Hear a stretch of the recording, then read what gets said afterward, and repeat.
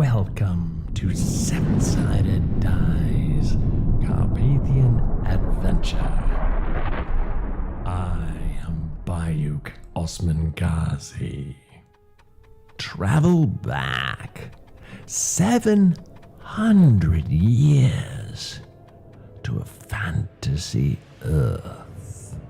The world is a gritty, dangerous place. The papacy is challenged by an anti-pope. The papal disbanded Templars recede into memory, and the Teutonic Order seems to be consuming magic, secularizing and growing in power. Two emperors battle within the Holy Roman Empire, and Hungary is at its height, but is being torn apart by a civil war.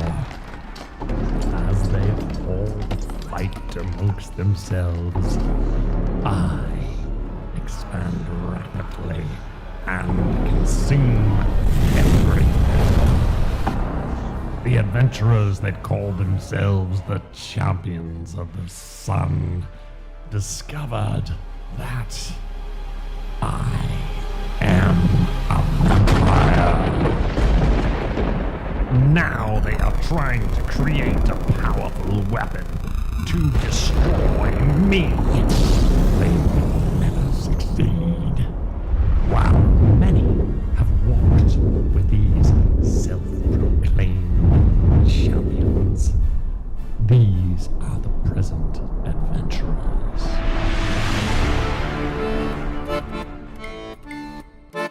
Only a city as grand, beautiful and powerful as Genoa could bear a man of my talent. Me? I am Naldo Renzi, treasure hunter, adventurer, master swordsman, and lover. In my journeys, I have learned of the adventures of the Champions of the Sun. They are just who I am looking for to assist me in the retrieval of the rare artifacts I seek, and heaven knows they could use my help in whatever they are up to. I am Baldur, a Norseman, a soldier, and an Eldritch Knight. I left my home to leave politics behind, only to be dogged by it across Europe. I first met the Champions of the Sun outside a small town in Hungary. Together, we battled Ottoman raiders and vampires. The Champions gave me purpose again, and where it takes me, I know not, but I know I want to be a part of it.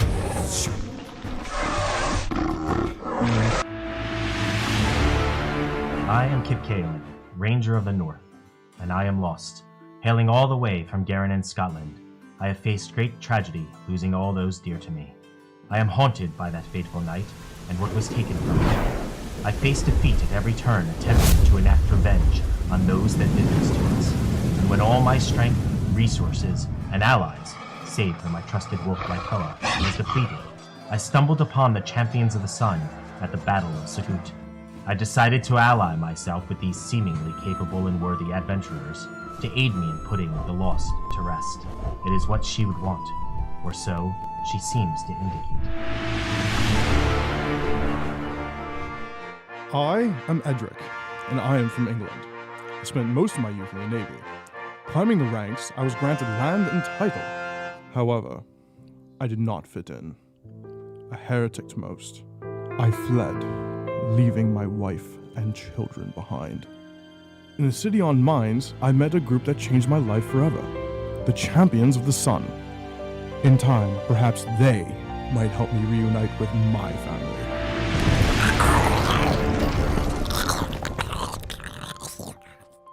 I am Kroof. Abandoned by my mother, I was raised by wood elves. Shunned by other elves, I left the village. As I did, I can hear the voice of a mage I once met. In filth and bowels of the earth, where gold is aplenty, you will find those that can reunite you with your family. Discovering this party in the filthy sewers under Paris begs the question, are these the ones?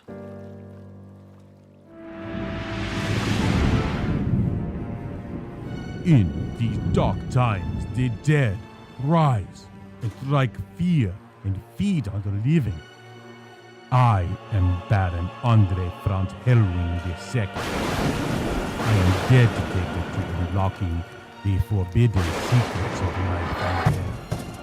Through science and God, I strive to make the dead stay dead. Many fear what they do not understand. The raw materials of the flesh.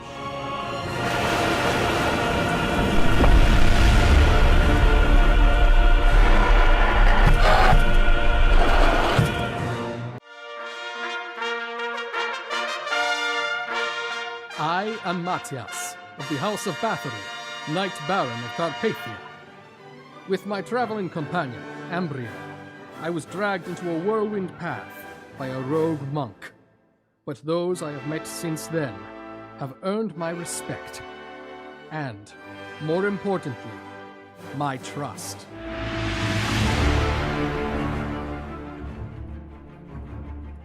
If you meet one who claims to be a champion of the sun, tell me their whereabouts. Better yet, kill them on sight. I will reward you handsomely.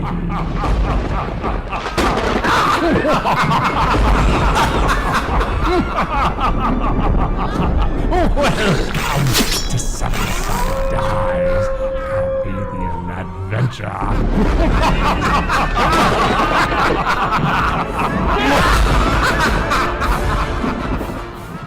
Welcome, I'm Tom. Thank you for joining us. We're a group of gamers who get together in real life to play Dungeons and Dragons. Some of us are military, others are in construction, still others are retail managers, or few in IT, or parents, students, etc. So we do this strictly for fun. We hope you enjoy it nonetheless. There were quite a few thank yous in our open, except one.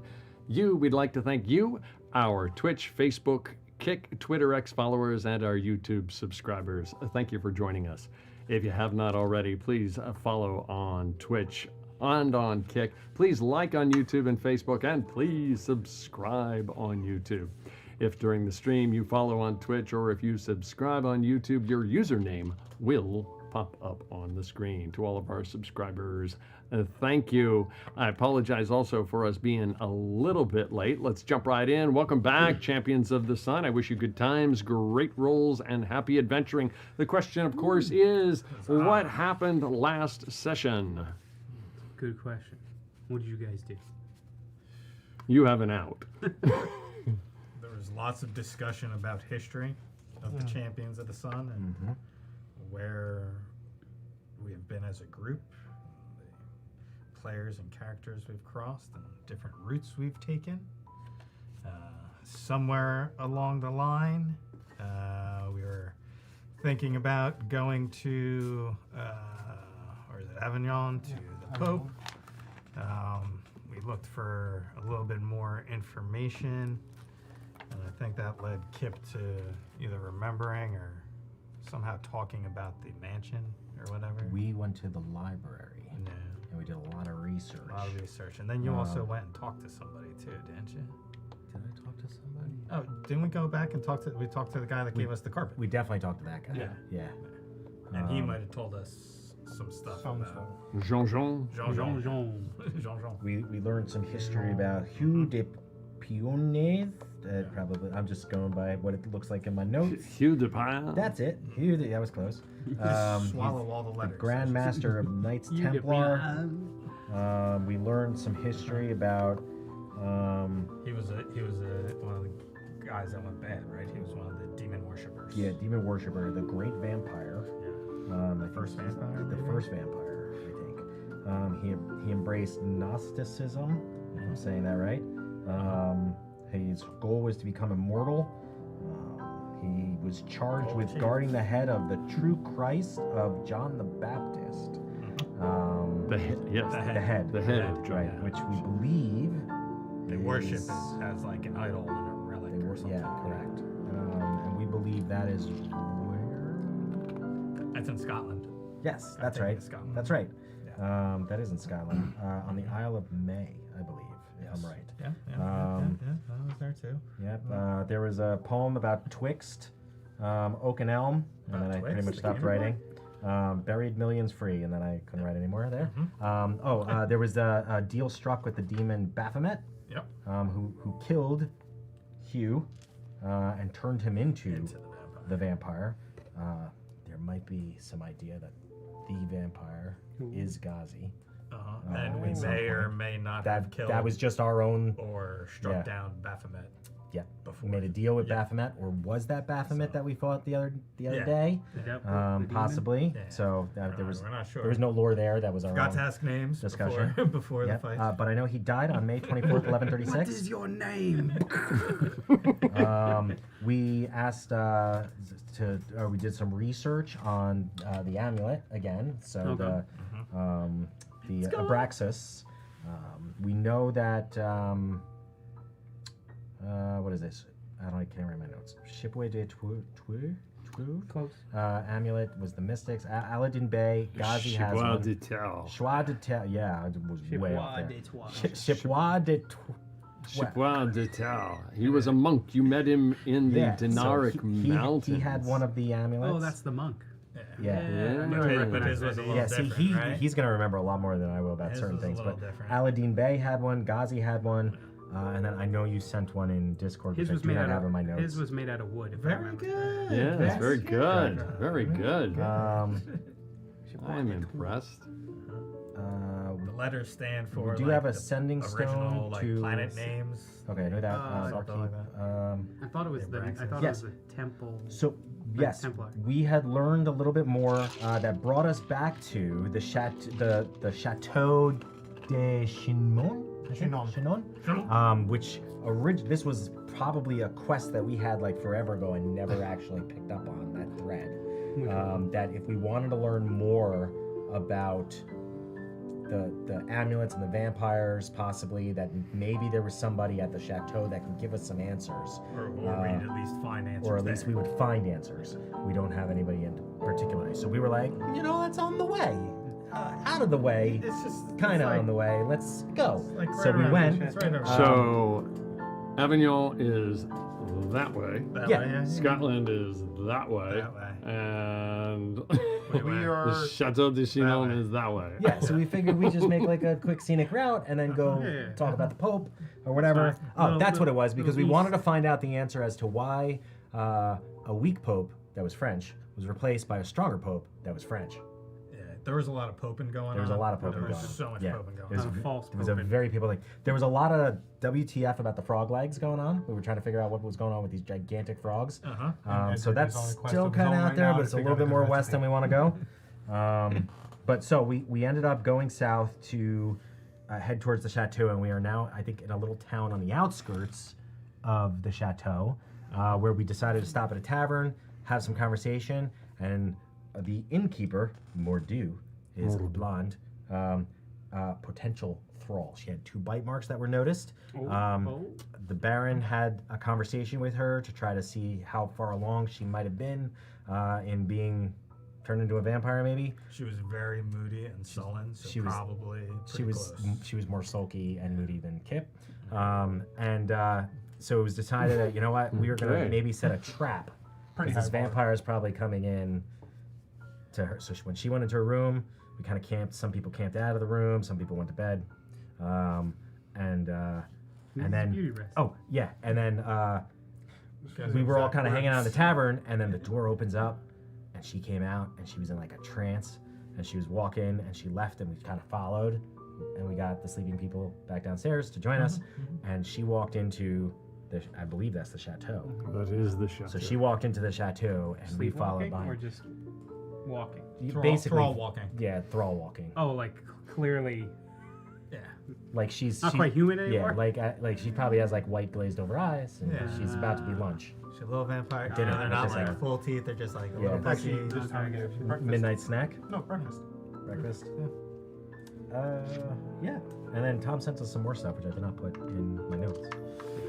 I didn't send you everything I wanted to send you. That's pretty good. But I like the web diagram you got going on. You're just like drawing the connections as you're remembering it. We learned there was a lot more. There was like he's down here reading a note, and then he goes up here. Oh, you're right. It was Scotland. I have it here. Yeah. there were classical Call planets. that yarn. There were stones, gems. Oh, there was also, it was determined that the dragon gems that we're trying to find, the dragon stones, potentially are not actually the fingernails of dragons, but there was something that fell from the sky that wiped out cataclysmic event. most of the dragons. Gotcha, And it is okay. undetermined if what these gems are the things that fell from the sky or when these things collided with a dragon and took a dragon out.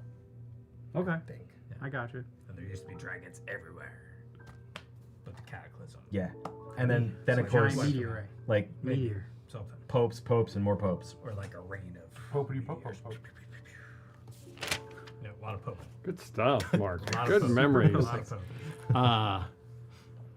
Good note taking. Yes. Oh, and we also talked about where's his name? He's in here somewhere. The guy that the ship. Oh wow, there's a whole nother page of notes here, guys. Yeah, I think we got the Damn. You got your inspiration. Flavio You're good. Joya. Flavio, right? He's in here Flavio. somewhere. Flavio. We were reminiscing about our time with Flavio. Bone Devil? No, that's my stuff. Don't worry about that. Oh, that's in the margins. Don't read the Secrets. margins. Don't read the margins. Don't read the margins. No, we talked about potentially maybe Take a being able picture to for me, somehow Ryan. reaching out to Flavio when we get to the point of where we need to travel from south back up north. Maybe we can reach out to Flavio. We left him off, I think, in Italy. Although I'm not sure how we get in touch with him. Anyway, that's what I got. Yeah, I don't think he has a stone. I don't think. I'd love to see the wall that Mark has with all the little pieces of yarn going. It's like CSI. Yeah. Okay, let me kind of paint a picture here.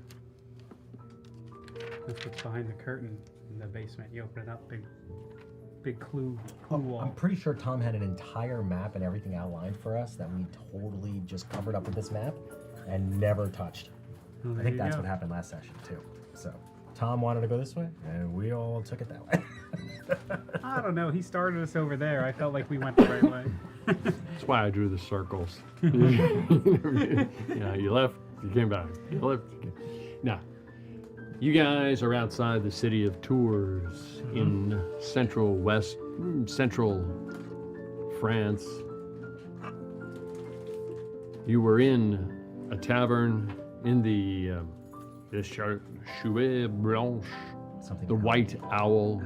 Oh yeah, I got mine little carved out from Kit. That's right, White Owl.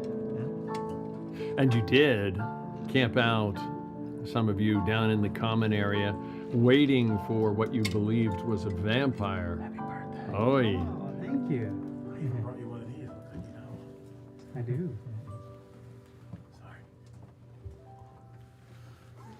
Let me just point out to any of our viewers, it's not that Nick has offended anyone. It's just that one person was out sick and Brian was running late. That's why. That's why if the table looked lopsided there for a while. Like no. Blame MasterCard. That's all I'm gonna say. I'm sorry, Brian? I said blame MasterCard. Here you go, Brian. I also bring a gift to share. Tom, I think we're all sleeping over. Maybe. Oi! If you have a glass. Well, good, all right. Do that. Oh, Not with that. yeah, that's what that's If I didn't have a 7:20 a.m. flight, I would. You can have I you would can share have it. some. No, That's no, not I bad. cannot. The other day. No, I cannot. But thank you. It was at one of these sessions that we created what we call the Irish Monster.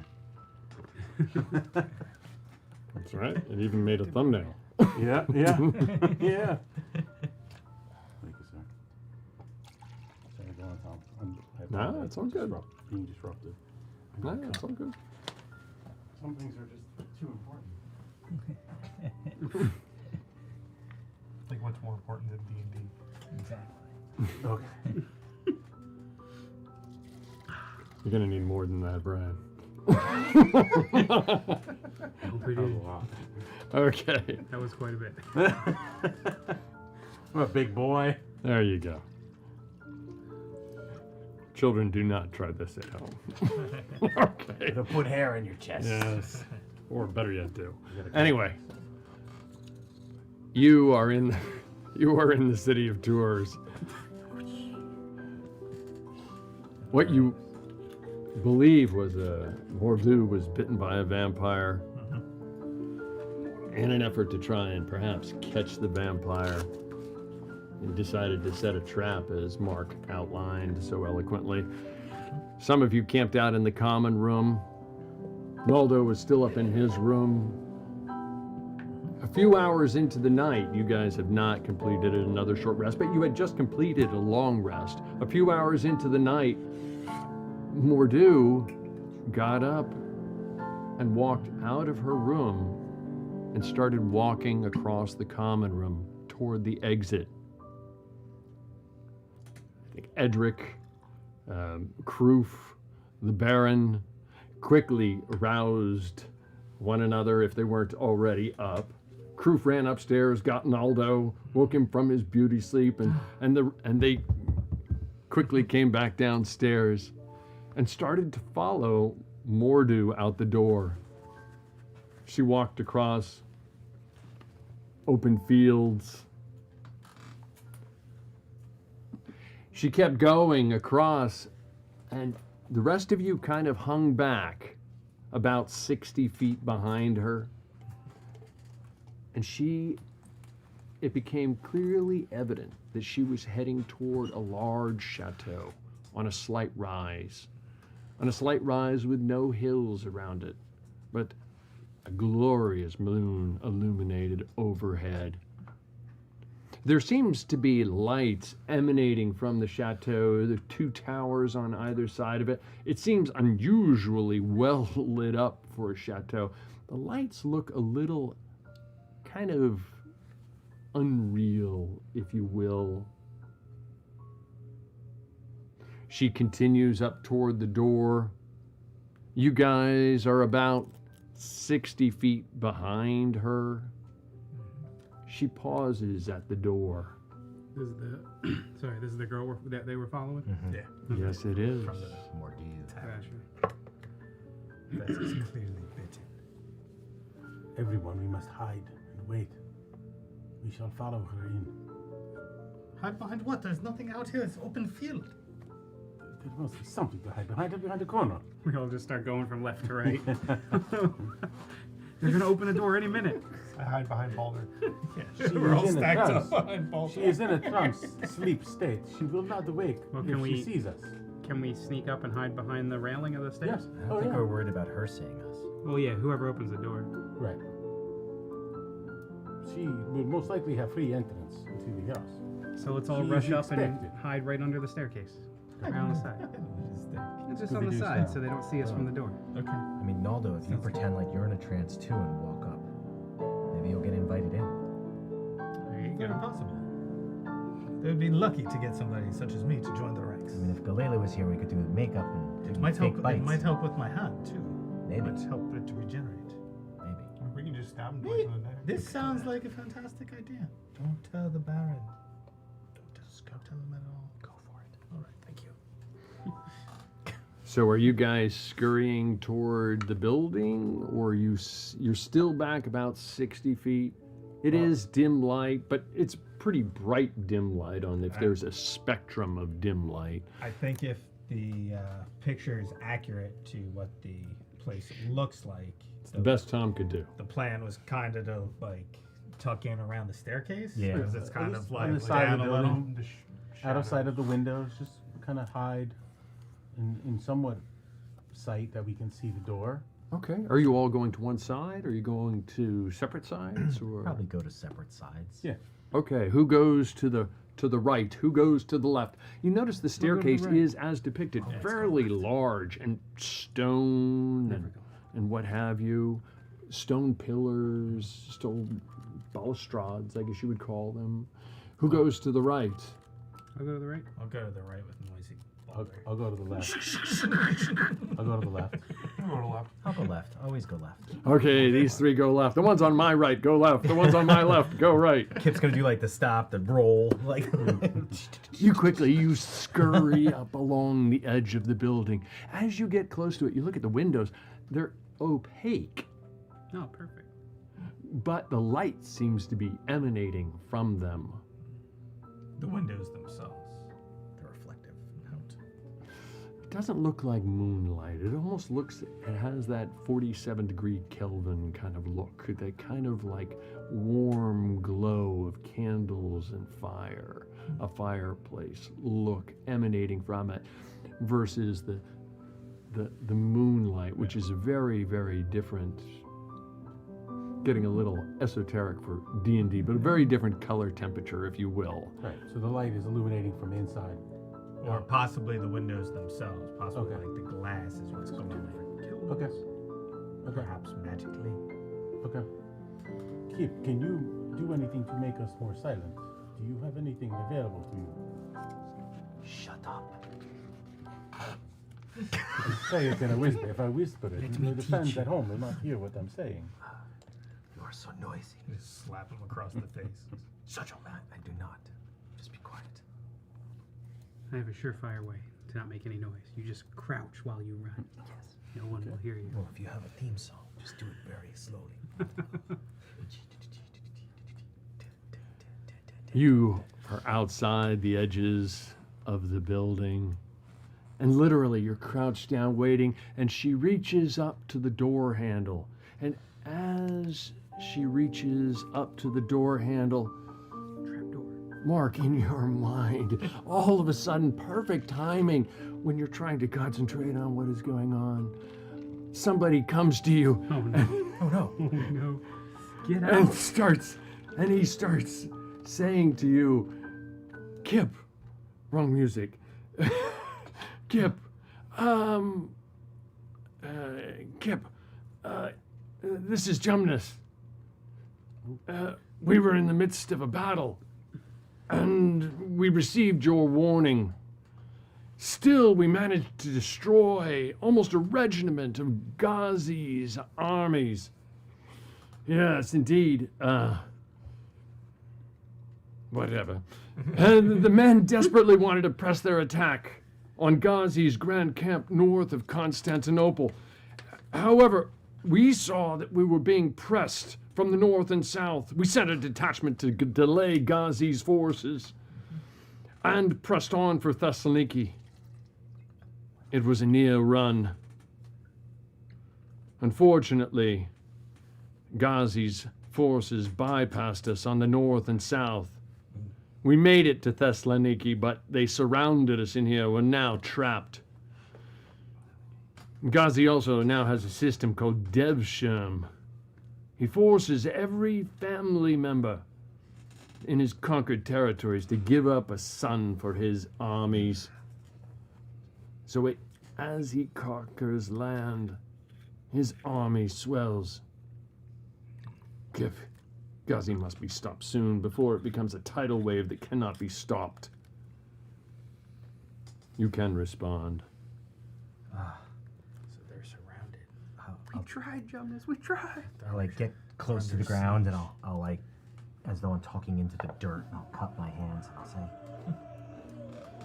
You can hear the sound of battle outside, Kip. Jumnus. That stone is loud. We dispatched the demon, the red dragon, that was with Ghazi. We fought him and we lost. We have a plan. It may take time. You have to hold out. You have to hold. I don't know how much longer we can hold here. We're surrounded. We're in the White Tower. We're going to try and hold out. Tell him about the army coming his way. But I don't think the army itself is the problem. I think it's Ghazi. We've sent another army from Paris in your direction. I don't know how long it'll take. Hold out as long as you can. We will endeavor to do so.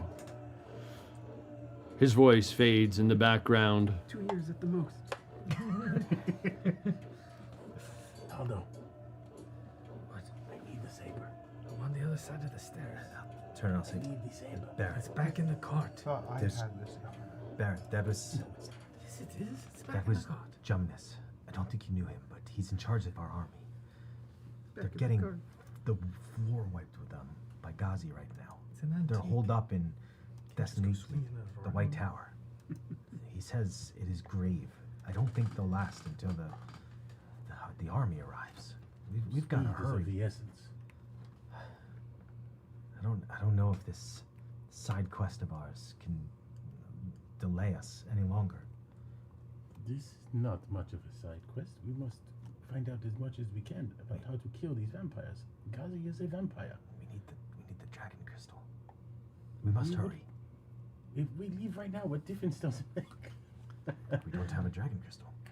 We do not need a dragon crystal to kill this vampire. We need a dragon crystal to kill Gazi because he is so powerful. That's what I mean. We need the dragon crystal. Yeah. To fight Gazi. There is no dragon crystal here. They're being very noisy over there. I understand that, but we must Talking learn to into the kill. We must kill these vampires. We must learn to kill them. Then we must move. We must move quickly. We will move as quickly as we can. It makes no difference right now if we decide to get up and run away in the middle of the night. It does us no good. We can do good here. If we dally. Another vampire in the world is another enemy for us to have to face at some point in the future. Correct. Or We we do can not kill know. the vampire of all vampires. We are not prepared to do so. I know. We learned this. We must experience. Bickering and arguing outside of this corner. We must. Edric, you are there with them. We must come to some experience here and We kill will, these vampires. soon we will not have an army to fight Gazi. We will get there. I spent good mercenary money on that army. We'll all work Spend out. us money, not to keep Caleb. It doesn't. I don't have any. It was mostly boulders. Kip, we will be there when we need to be there. I'm on the other side of the stairs. You're yelling loud enough. No, I'm talking into the dirt. No, I hear you. Listening to the dirt. How about this? We deal with this now, or we're gonna have something in our backs that we're gonna have to worry about later.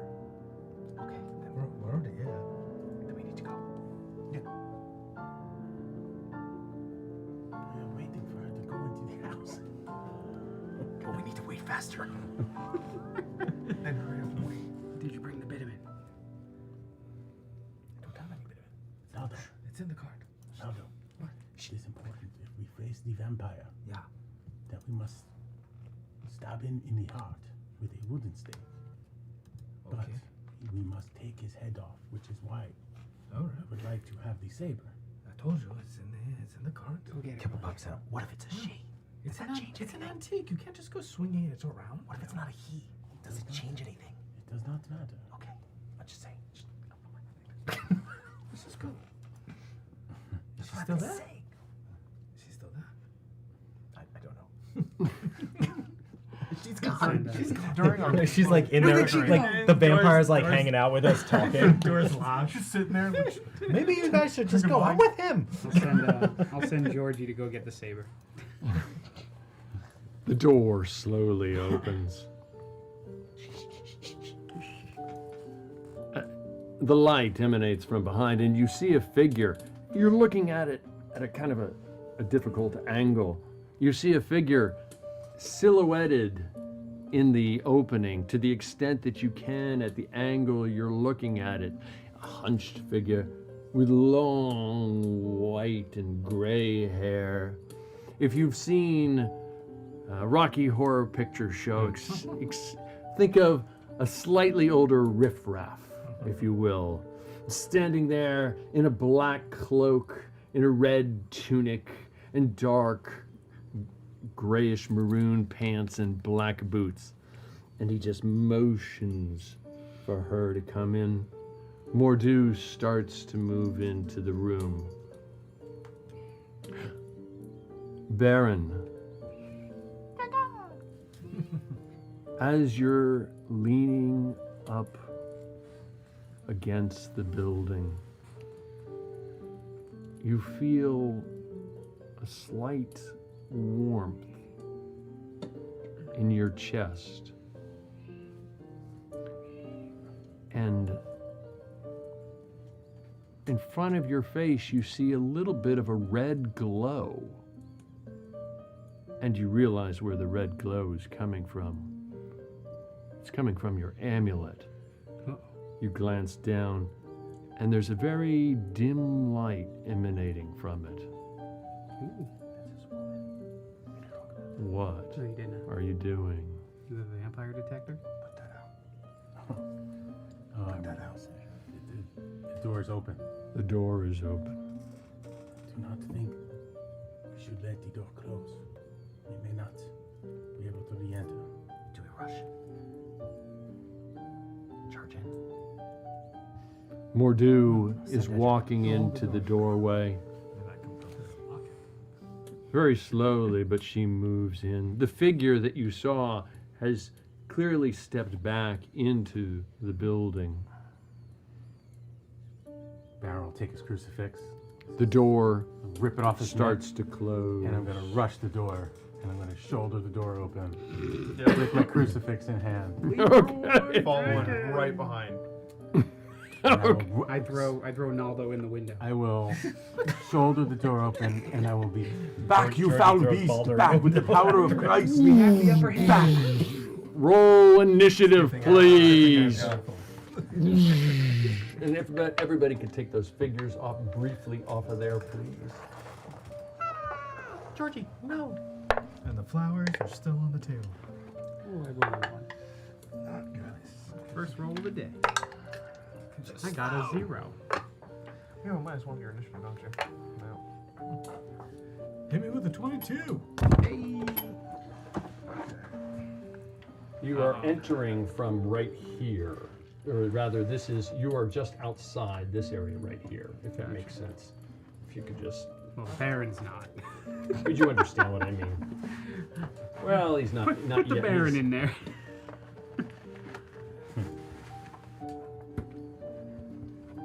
The camera faded. So put your figures in this area. So this would be the wall right here. Yeah, me and Naldo were So over there this on the would left. be you would be in this area. This is inside the house. This is outside the house. This is the front entrance. So if you can imagine a wall here, you guys would be along this wall out here, and here would be the steps, if that makes sense. So we've got... Slide it a little bit towards you, so you guys can maneuver as you desire. So, Baron, I was right behind him. Yeah, you're coming in with him, right? Yeah. I'm taking my time. Was on our side. Yeah, I'll stay off to the side because I want to. Do you have like Cole with you? Yep. Yeah, he's always there. I'm looking over at Kip like, do we really want to do? Is this what we want to do? We must hurry. No, but. Are you sure? No, but what choice? Oh, I just 11. use you as a weapon. You just hold your sword out. Kip, what was yours? 18.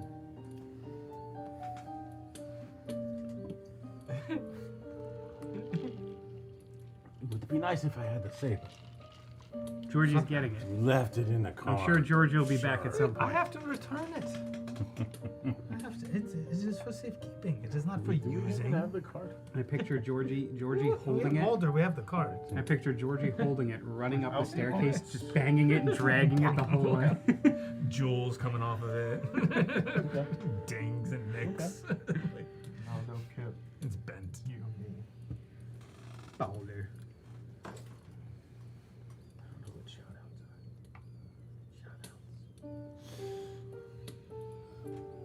Okay. And Pouring out for all our fallen homies. the good. Are we supposed to kill her too? No, we need to save her. Can she be saved? We don't know. We think so. Put the good guys at 19. Damn. I really think they beat my initiative. I don't understand how they did it. Unfathomable. 0. Inconceivable. I will not go. Aren't vampires slow? Dead. Dead move quickly. Any shot? Hey, you guys coordinating anything? Anybody yell anything to one another? Baron, as you go running toward the edge of the balustrade and kind of like lift yourself up and leap over it toward the doorway. So remember the crucifix, and I'll hold my crucifix out at it. Take out your crucifix. You should have told me this before we were like getting ready. Everybody puts their packs on the ground and starts. I said keep it close. He stumbles around. Make a strength check. I want to see you bounce off that door. Naldo, you are up. What are you doing? I'm just gonna come up kind of behind. Here we go. The Baron and just have my crossbow in hand and hold an action in case anything comes at the Baron. Okay. Anything comes at the Baron. I will attack. Understood. You're holding an action, if you will, or you're saving. The opponents. This man stands there, and you can see him, Baron. He goes. What? Kill this thing. What? What is the meaning of this time of night? It is so late. Just let the lady come home. You do not fool me, foul beast. What? This is not her home. Yes, it is. This is not. It is her home. I can prove it to you. I can prove it to you. And you are at the entranceway, and he points up toward the wall, and you see a grand staircase across the room, straight in front of you, and the room is incredibly high, and you look up on the wall, and there, hanging on the wall, is a portrait. I like that. Like the walls kind of folded down. Yes, you like it. Yeah. There, up on the wall, is a portrait, and the portrait is Mordu. I will not be fooled by your tricks. What? What tricks? This is no trick. It's just You just painted that. That is the opponents for right now. Kip, you are up. What are you doing? Kip's gonna rush up next to the Baron, and if he can get through the door, he's gonna try to grab Mordu and pull her back out. If he can't, then sure, that's you what he's can gonna try pass to by. do. Baron, do you let him pass past you, get past you? You rush past, and you see a grand room beyond. Two gigantic staircases, kind of spiraling up to a balcony above. Off to one side, you glance and you see a picture of what clearly looks like Mordu. A chandelier hangs overhead and kind of eerily illuminates the room. You reach up and you grab Mordu. Give me a strength or athletics give me a strength or athletics check. We should have won 2 rounds. You guys didn't figure that out? She's pretending to be human. That sucks. Yeah, that's really bad. It's gonna be a 6. A 6?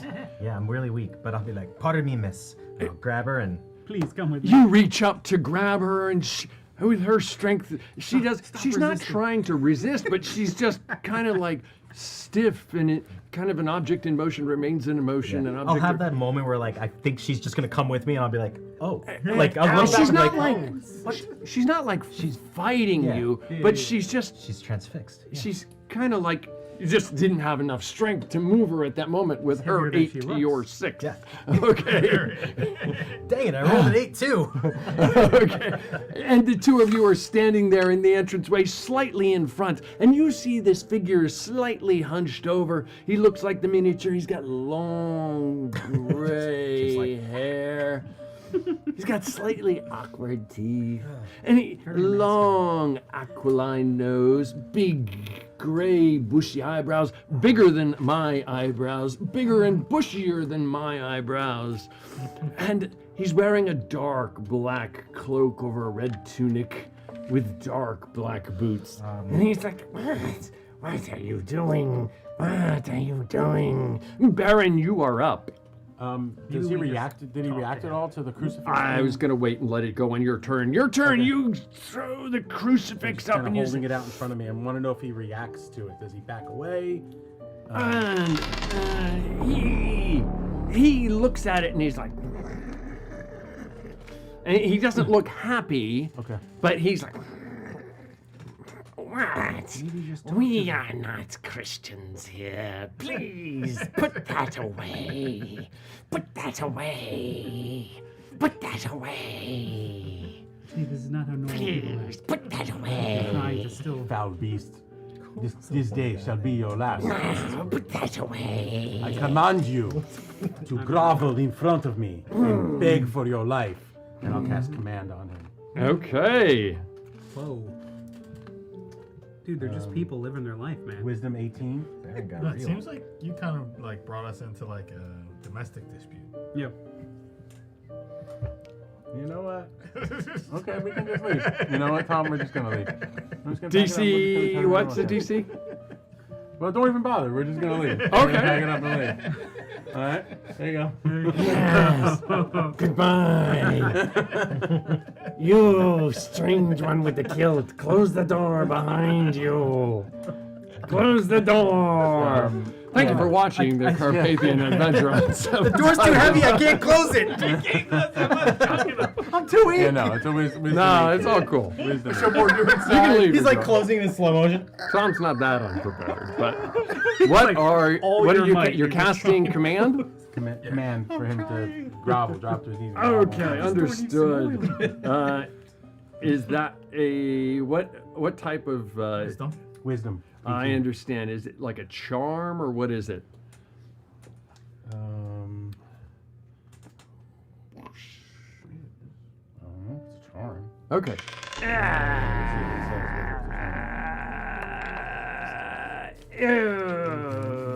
He is a 19. Yes. Yes. What are you doing? You are nasty, nasty. Nasty, nasty. Yeah. Edric, you are up. What are you doing? You are outside. You see the Baron in the entranceway. You saw Kip go rushing past him. Kip seems to grab hold of something and just kind of stand there. What are you doing?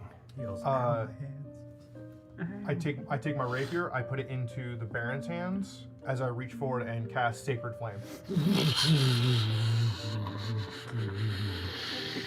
Oy vey! So That the- changes things slightly. Nobody told me anything. Okay, okay. It'd be a Dexterity 16. A Dexterity 16 saving throw. Well, we kind of need answers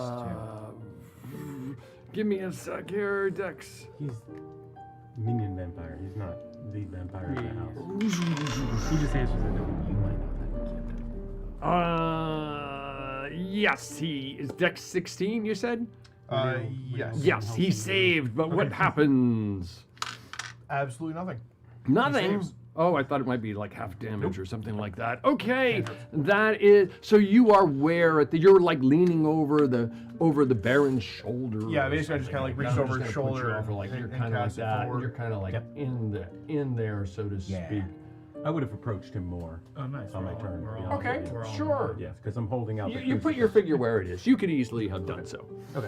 And then I will use my bonus action to cast Shield of Faith on the Baron.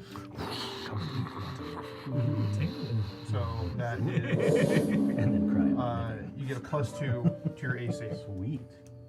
Okay, that is Edric Boulder. What are you doing outside? You see this chaos kind of unfolding in front of this beautiful palatial mansion under this gorgeous moonlight. It's nice and quiet in that direction where the tavern is. We go to the tavern. No. Balder would have found this out last session that this palace was not here previously. Only recently it just sort of appeared. Oh, okay. Right? So that might be help you understand that this isn't just some locals. Very quickly. Locals. Well, hey, I mean, you guys are in here causing a riot. I'm not one to be left out of a party. I just want to make sure you were aware smashing of a that. window, and I'll just step in. Smashing a window. Okay, you go up and you try and smash. Give me anything but a 1 to hit. 6. And do Plus your a lot. damage. We've got, what is that, 18? 18 points of damage. Yeah. It sort of vibrates, but nothing. took It the whole doesn't tower down. actually crack. And as you're staring at the window, you realize it's opaque. opaque meaning you can't see through it. And the light is illuminating kind of this candle-colored, warm-colored light emanating off of it, even flickering like it. But as you're looking through the window, it's kind of up a little bit. But as you're looking through it, you can't see through it. All right. And you're standing there going, that doesn't look right. So I Even will- to you, I'm not telling you what to think, but Yeah. you The think. window shouldn't do that. There's no way I can't break a window. And then I'll just walk in the front door, kind of brush that off. Can't break a window. You should try this door.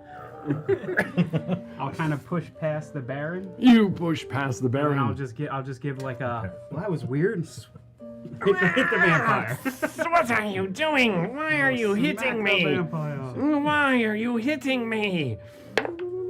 That's not nice of you. You have preyed on this village for too long. 23. A 23 obviously hits. You slam 13 into damage. Rogie. How many points of damage? 13 points of damage to him. And what is that? 14. A 14 does not hit him. All right. What was the first roll to hit? 23. Yeah, that definitely hit him. Yes, of course it hit him. Okay, anything else, Balder? That's it.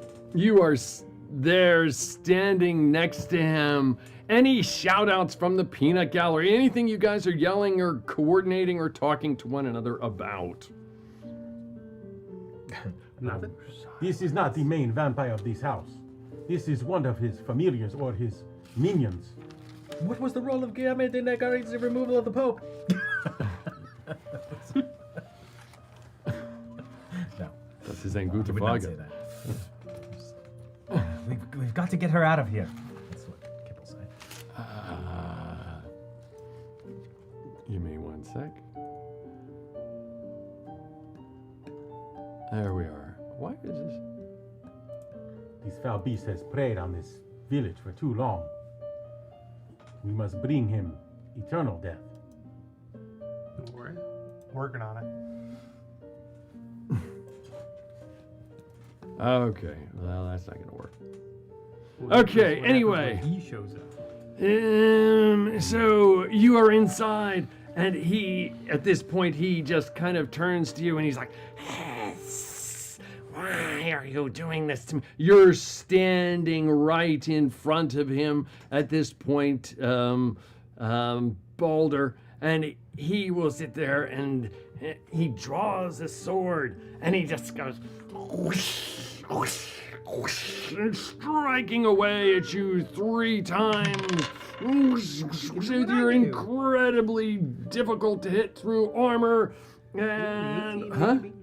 The 18 maybe? He's got a 20, with the 18, a 26. A 20 doesn't hit, and an 18 I'm sure will not hit. A 26!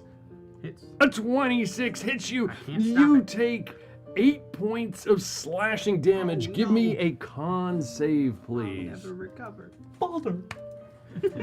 A con save. 13 points of. A 13 does not save. You take another 14 points of necrotic damage. Okay, that. That was his held action, right? Yeah, sure. That was okay. That was the Shinaldo. You are up.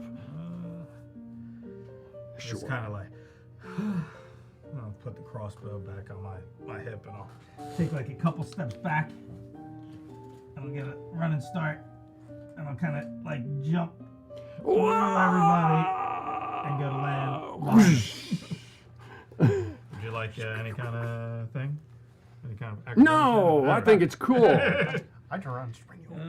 He's so lean. And I will slash away at him with booming blade and Jab, jab, jab. 18 to hit. And 18 does hit.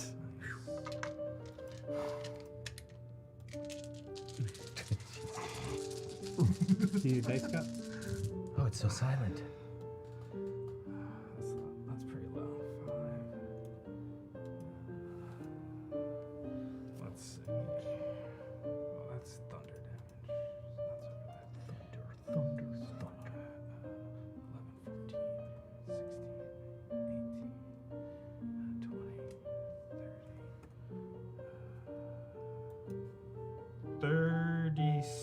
37 stabby damage and 5 thunder damage. 37. 42 altogether. 42 points of damage to him. Pretty sure I heard him say that wasn't a good roll.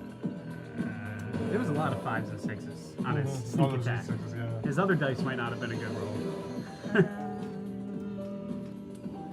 I will use Disengage. I will use my bonus action to dash away, and my rakish audacity keeps me from getting attacked with the attack of opportunity, and I will wait there. Awesome! As you go running away, the picture of Mordu sort of animates, comes alive, and looks at you, and literally just goes, "Ah!" and screams and shrieks at you.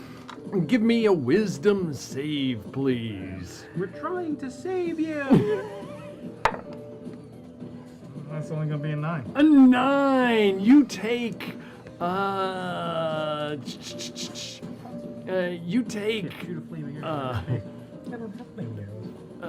You take 16 points of psychic damage, and you are frightened until the end of your next turn. Okay, that is Naldo. The opponents are up. He sees what you're doing, and at this point he's like, Why are you doing this to me? Why can't you just leave? This is just a family affair. What are you doing here? Just leave, all of you. and at this point he will go ahead, and you're standing right in front of him, so he is going to, at this point, slash away again at you with his blade. Balder.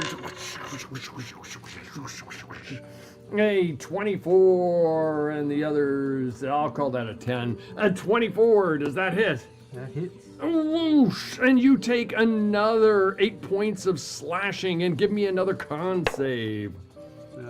16? A 16, you save, and you kind of shrug off the necrotic damage at that point. Was it 8? 8 points of slashing damage, yes sir, 8 points of slashing. But that is him. Kip, you are up. What are you doing? Kip, can you put fire to the picture frame? Cannot. Okay. I don't know if you had any sort of flaming arrow. No, like I said, you would think that would be something a ranger could do. Actually, these are always on fire at all times. No. Yeah.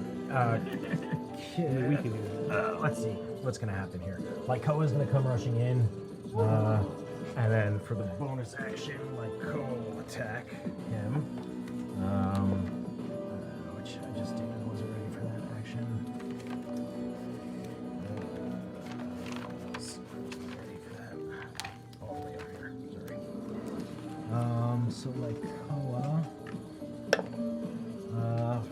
14, 30, 20, 21. 21 points. The claws just kind of chomp into him, ripping through his black cloak. Beast! You beast!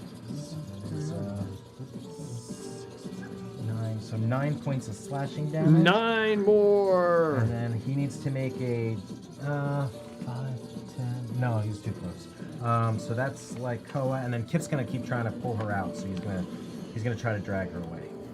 Okay, Kip, just give me a strength check, please. As you reach up and you grab and try and pull her Try not to away. bruise your hands on her shoulder. I know, right? This is gonna hurt, guys.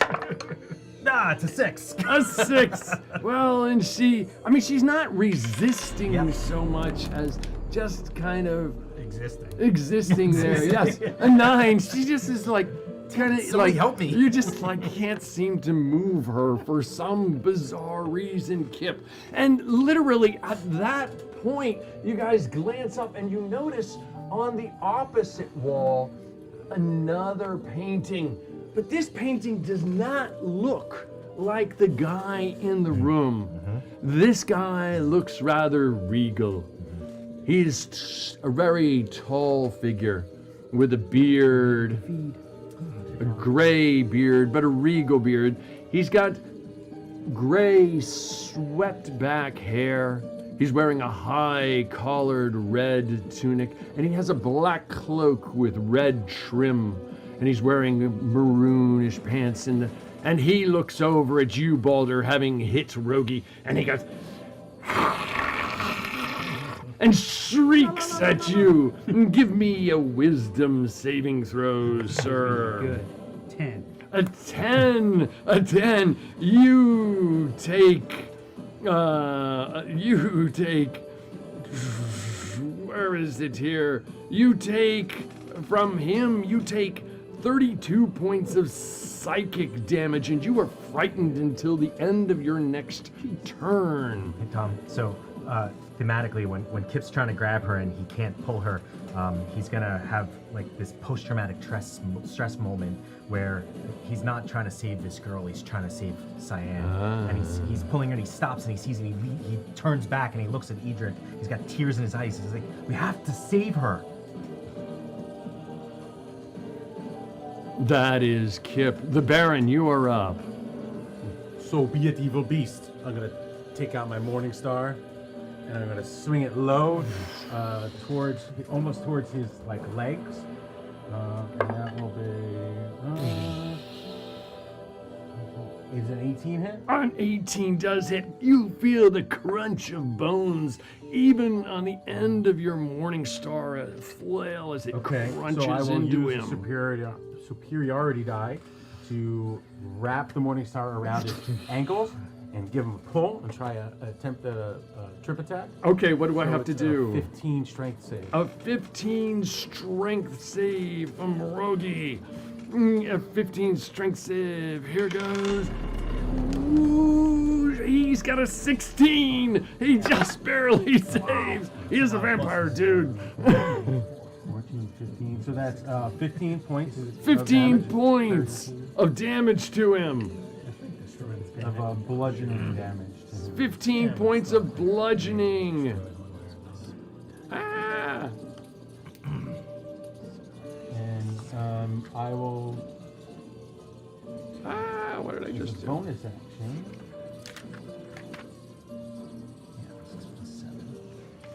15 points, you said, right? 15 points. Yep. As a bonus action, I will cast Healing Word on Balder. Okay. Yeah, so that is. Oh yeah, it fills the room. 1d4 plus 5.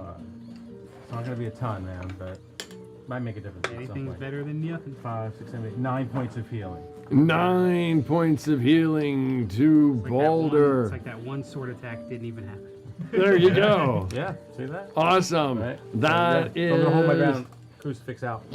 Your crucifix is out. He clearly does not like that crucifix at all. Good. That is the Baron. Edric, you are up. What are you doing? With Kip looking at me, tears in his eyes, begging and pleading to save her, I'm gonna grab her too, and I'm gonna pull her out the door. Okay, you reach up and try and grab her. Just give me a strength save. Beat a 9, sir. No. No! She's so strong. She's not strong. She's just. Yeah, I know. You guys are just weak. She's already changed. You guys are just weak. How about a 19? You easily, you like Throw her off the You stairs. wrap your arms around her, and as you wrap your arms around her, it's almost like her legs kick out from underneath her, and she's still facing off in this direction, and you're kind of like moving back with her. Kip, you just feel emaciated as he moves past you. Yeah. Okay, where are you going with her? I'm gonna go want more? about 15 feet away from the door. You're going outside. Yeah, staying Okay, outside. You Take move what's left of this. easily I got more over there. outside. And I'll just say you're right there. Sound Yeah, good? that That is. Um, Go ahead, Edric. just making sure there's nothing else I can do real quick. No, I think that's all I can do for right now. Okay, that is Edric. And Balder, you are up. Ooh. Let's see.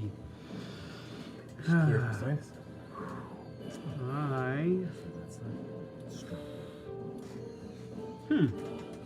do I want to do? I think I am going to turn around so I don't have to look at that hideous painting anymore. And I will cast Scorching Ray on the other painting. Okay. Nice. And that would be 19. I don't know if it matters, but 19, 26, and 11. All the 19 and the 26 hit. And it just sort of like frizzles around the frame. You can see that the figure in the frame kind of like winces with the pain from it. 6, 7. Ooh, nice. Double sixes, so 12. 19 damage. 19 total points of damage. Fire damage. It definitely looks like it was hurt, if you will, for a painting. Does she kind of bubble up a little? Yeah, in some places it does. It does kind of burble in little sections start to like reaction to disappear. I'm sorry? Does she react at all? The physical form. No, you do not. I mean, well, you're not right there, but you don't see any reaction. And plus you're like moving with her. You're just like hauling with her at that point.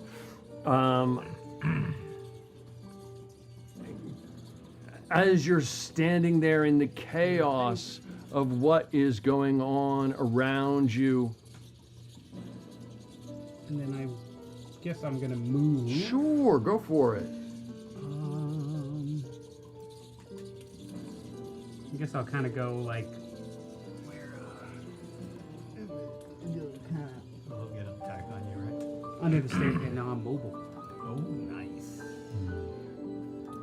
I'll go under the staircase to hide from the other painting. Yeah. I'm afraid of that other one, so I'm hiding from it. Just peeking out. Is it still there? You don't see. It's like moving on the wall. You don't see it at the shifts, moment. It shifts over to see me. Well, at the end of your turn, get off right now. Or it's like in Harry Potter where he leaves the frame and shows up in another. Well, I feel safe under the staircase. I'm like, I'm not afraid of that painting anymore.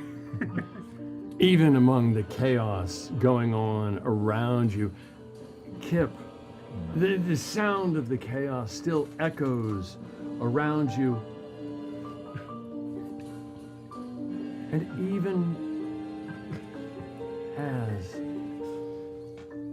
it echoes on around you, you see moving around in the room some figures that look like they're not alive. They don't look like undead. They just look dead. Somewhat transparent, somewhat ethereal, kind of moving around the room. Some of them see you and look and make eye contact. And it's that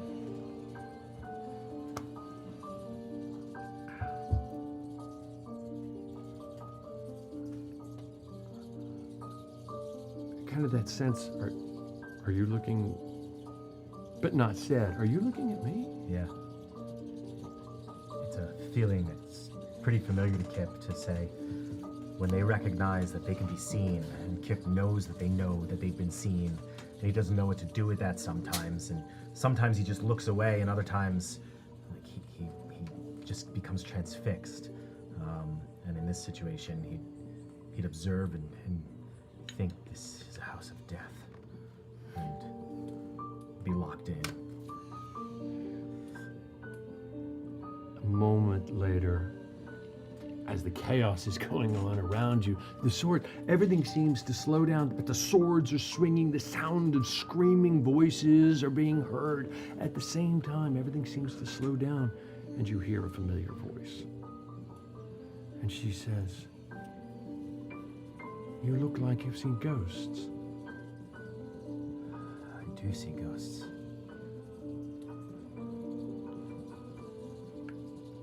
I don't see them. Are they all around? Everywhere. I'm sorry. I'm sorry you're in that pain, and that you have to, that you go through that. I really am. Hearing your voice, feeling you here, it makes that pain go away. That makes me feel good. I mean, you've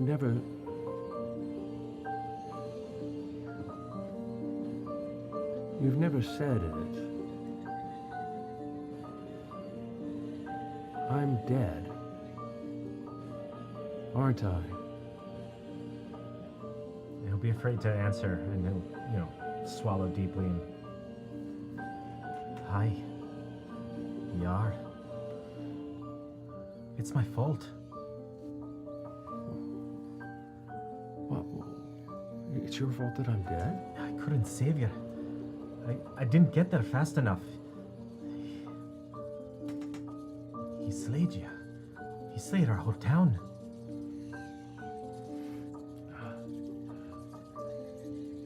She seems to stare off. Kip, then I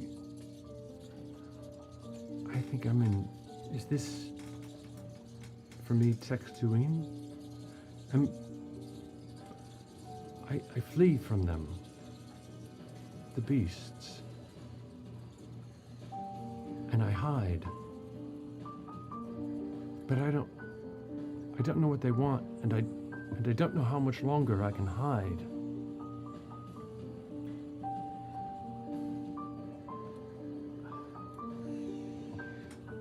You don't see a way out?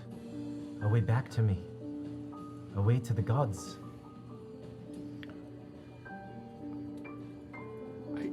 If I go to them, I don't feel as though it will take me beyond Tectuine. I believe... I don't think it leads to Tirnanog. I don't think so.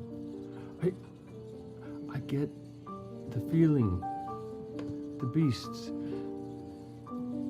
they're still feeding on the souls of those that were lost that night. They're consuming their souls. And in consuming their souls, they won't go to Tirnanog. And they won't stay in Tectuine either. They'll just be gone. Nothingness. And that's what I fear, is that if I go to them, there will be nothing, and then you and I can never be in Tirnanog, let alone in... You can't go to them. You've got to stay with me. I don't know how much longer I can hold out. I don't know how much longer I can run. Scream, what can I do? I don't know. I just know that those that are gone forever. I just feel it. They will never go to Tirnanog. And at that, the image starts to fade. And then in the reality, Kip will scream, what can I do? The rest of you see Kip screaming. At this point... Yell out from under the stairs, kill the vampire! Get a hold of yourself, Kip. Focus your hatred on the vampire.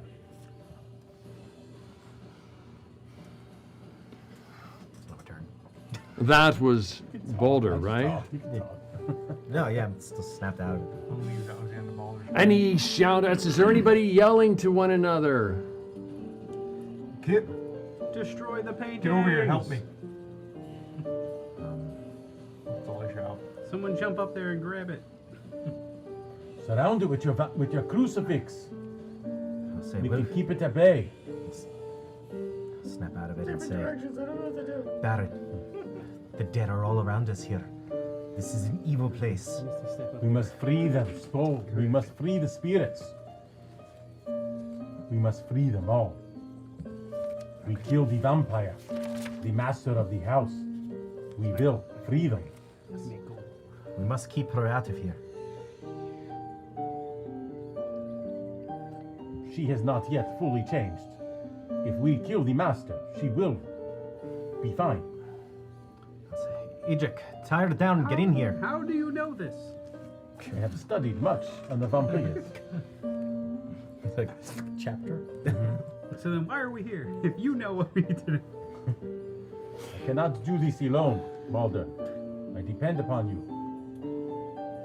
Crucifix will keep him at bay. All right. Naldo, you are up. What are you doing?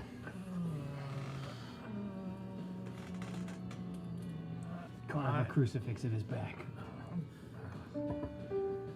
I am going to, since I am frightened of the Mordu's picture, I will go away from her. I'll come up the stairs. How far away, like from the stairs, would the painting be? That one? It looks like about 2.5 inches, so 12 feet. I'm just guessing. All right, well, I'll run up the stairs with all my might and try to like leap at the painting and like. Okay. You leap up into the air and just. And you drag your rapier down through it.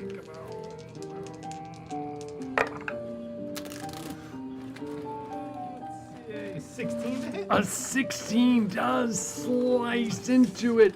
It doesn't seem to take quite as much damage from piercing, but it is definitely taking damage. I guess I'd cast Booming Blade out of this well. Okay.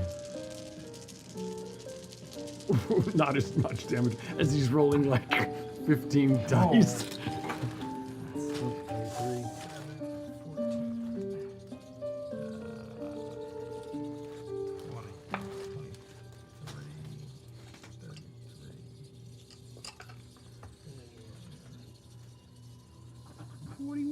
$41.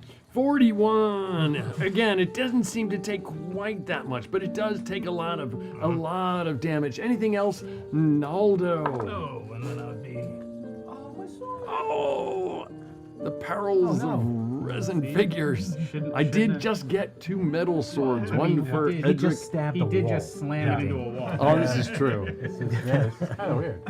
This is true. Anything else, Naldo? A tear for the A sword. tear. At least you have it. I can probably repair it if you want. Or you can if take he it. had and the repair other it. sword. Okay, it is. The cart. It is the good guy's turn. The good guy. He's like, yes, why are you doing this? Why? And what's right in front? 1, 2, 3, 4, 5, 6. He's going after. He goes after Lycoa, slicing away at Lycoa. That's what he's here for, guys. What's Lycoa's AC? 18. 18. And 1 hit, 2 hits, and 1 miss. And Lycoa takes 16. Yeah, where is it here, Tom? 16 points of slashing damage, and give me 2 con saves for Lycoa, please. And as he's doing that, right behind you, Baron, you feel this like shuffling of the suit of armor that was standing right behind you, and as do you, Kip.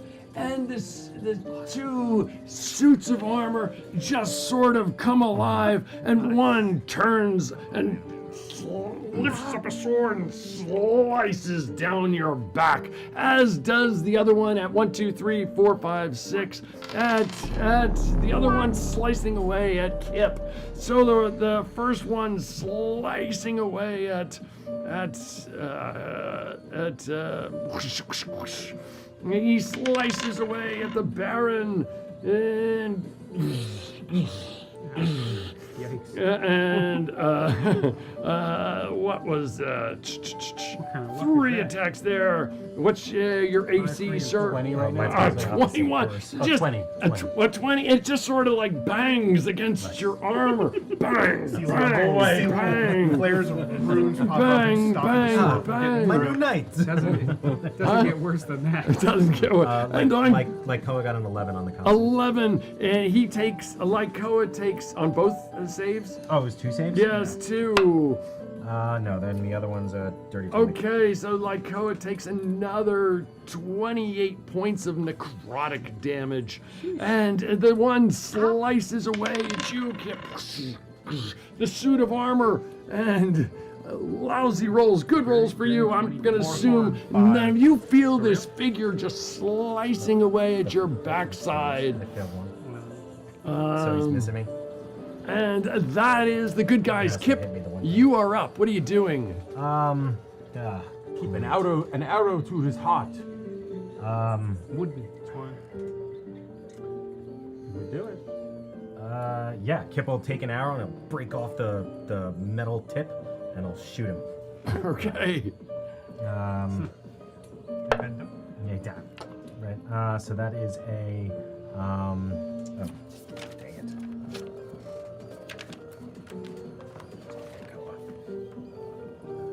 That's a 10.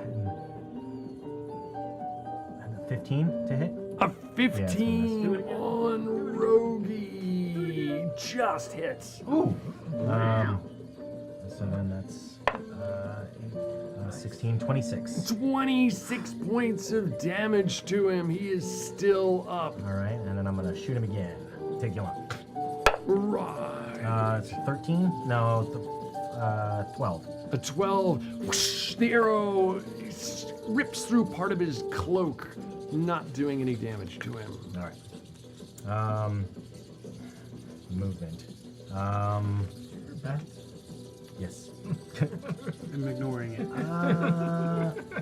Oh, like Koa's gonna hit him. Bonus attack. That's bonus action. That's right. Like Koa's gonna attack. So like Koa. No, that's not good. That's a 10. No, like Koa's gonna miss. Like Koa misses. Okay. This thing's attacking me. So that's an opportunity attack. No, he's just gonna stay. He's gonna stay. He's gonna take it. Okay, understood. With that, the one painting that you ripped looks down at you in a more guttural scream and screams. Shrieks at you. Give me a inside the door frame. I can't see. Wisdom save. 16. A 16. You did save. You kind of shuffle it off at this point. That is, and then who was the one who burned the He did, but boulder? He's out of sight. Oh, He's under the stairs. He's on the stairs. Oh, he's under the stairs. You see the eyes looking around for you, or you don't see them. You don't see them, but the eyes are looking around for you at this point. That is, I believe that was Kip's turn. The Baron, you are up. Okay. Looking something up last second. All right. I'm going to take my crucifix and I'm going to slash it through the air, and I'm going to cast Inflict Wounds on him with the crucifix. Okay. And that is plus 10 to hit. Pretty I'm good. Cast it at first level. First Okay. level Inflict Wounds. So that is 27 to hit. A 27 hits. Okay, so that's 3d10 necrotic. 3d10 necrotic damage. 12, 13. That's 14, and then I'll dump my channel divinity into it for another 25 points. So what type of damage is the channel divinity? So the channel divinity, it's all necrotic damage for me. Okay. But he can't ignore necrotic damage from me. Why is I that? have a special feature that doesn't. Oh, okay, cool. Yeah, can't Okay. ignore Death necrotic cleric. damage. Okay. Yeah, death cleric. Yeah. Okay. So so that's 25 plus 18. You're my mathematician. 43. 43. 43 points of damage. He is not looking good. Okay, anything else? Still Darren? beast. We shall end your suffering soon. He hisses at you. And I'll take my movement, where I'm gonna walk right in front of him. I'm in melee with him, but I just want to kind of move around in front of him so that I am his focus. Understood. Edric, you are up. What are you doing? How does he look from where I'm at? It's kind of hard. I mean, you've got a bunch of people in between you, so it's kind of hard to tell. Okay. I'm basically just gonna sit her down and sit on top of her so she doesn't go anywhere. And then whenever I can see him, I'm gonna cast Sacred Flame at him again. Okay. You sit down and you sit on top of her, and seems like she's in a daze. She doesn't even seem to realize that you plopped her down and you're kind of like holding her in place. It's almost like she's... Okay. She's not like fighting you, but she's someplace else. Gotcha. Okay. And while you're doing that, you're gonna try and cast Sacred Flame. Go for it. It's a Dexterity 16. A Dexterity 16. I'm gonna say he's got a little bit of cover in there. I'm just gonna give him advantage. Unless you have Warcaster or something. Flame gains no benefit from cover. Okay, very cool. There you go.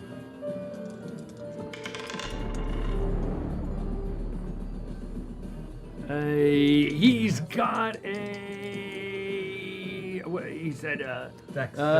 Dex. Oh, Dex. Okay, he's got a 14. He takes 6 points of radiant damage. 6 points of radiant, and radiant seems to do a little bit more to him. Anything else, Edric? No, that'll be it. All my turn. Okie doke. That is Edric. Balder, you are up. Balder, you're no longer frightened. Get back in there. I will come out, and do I want to attack the same painting?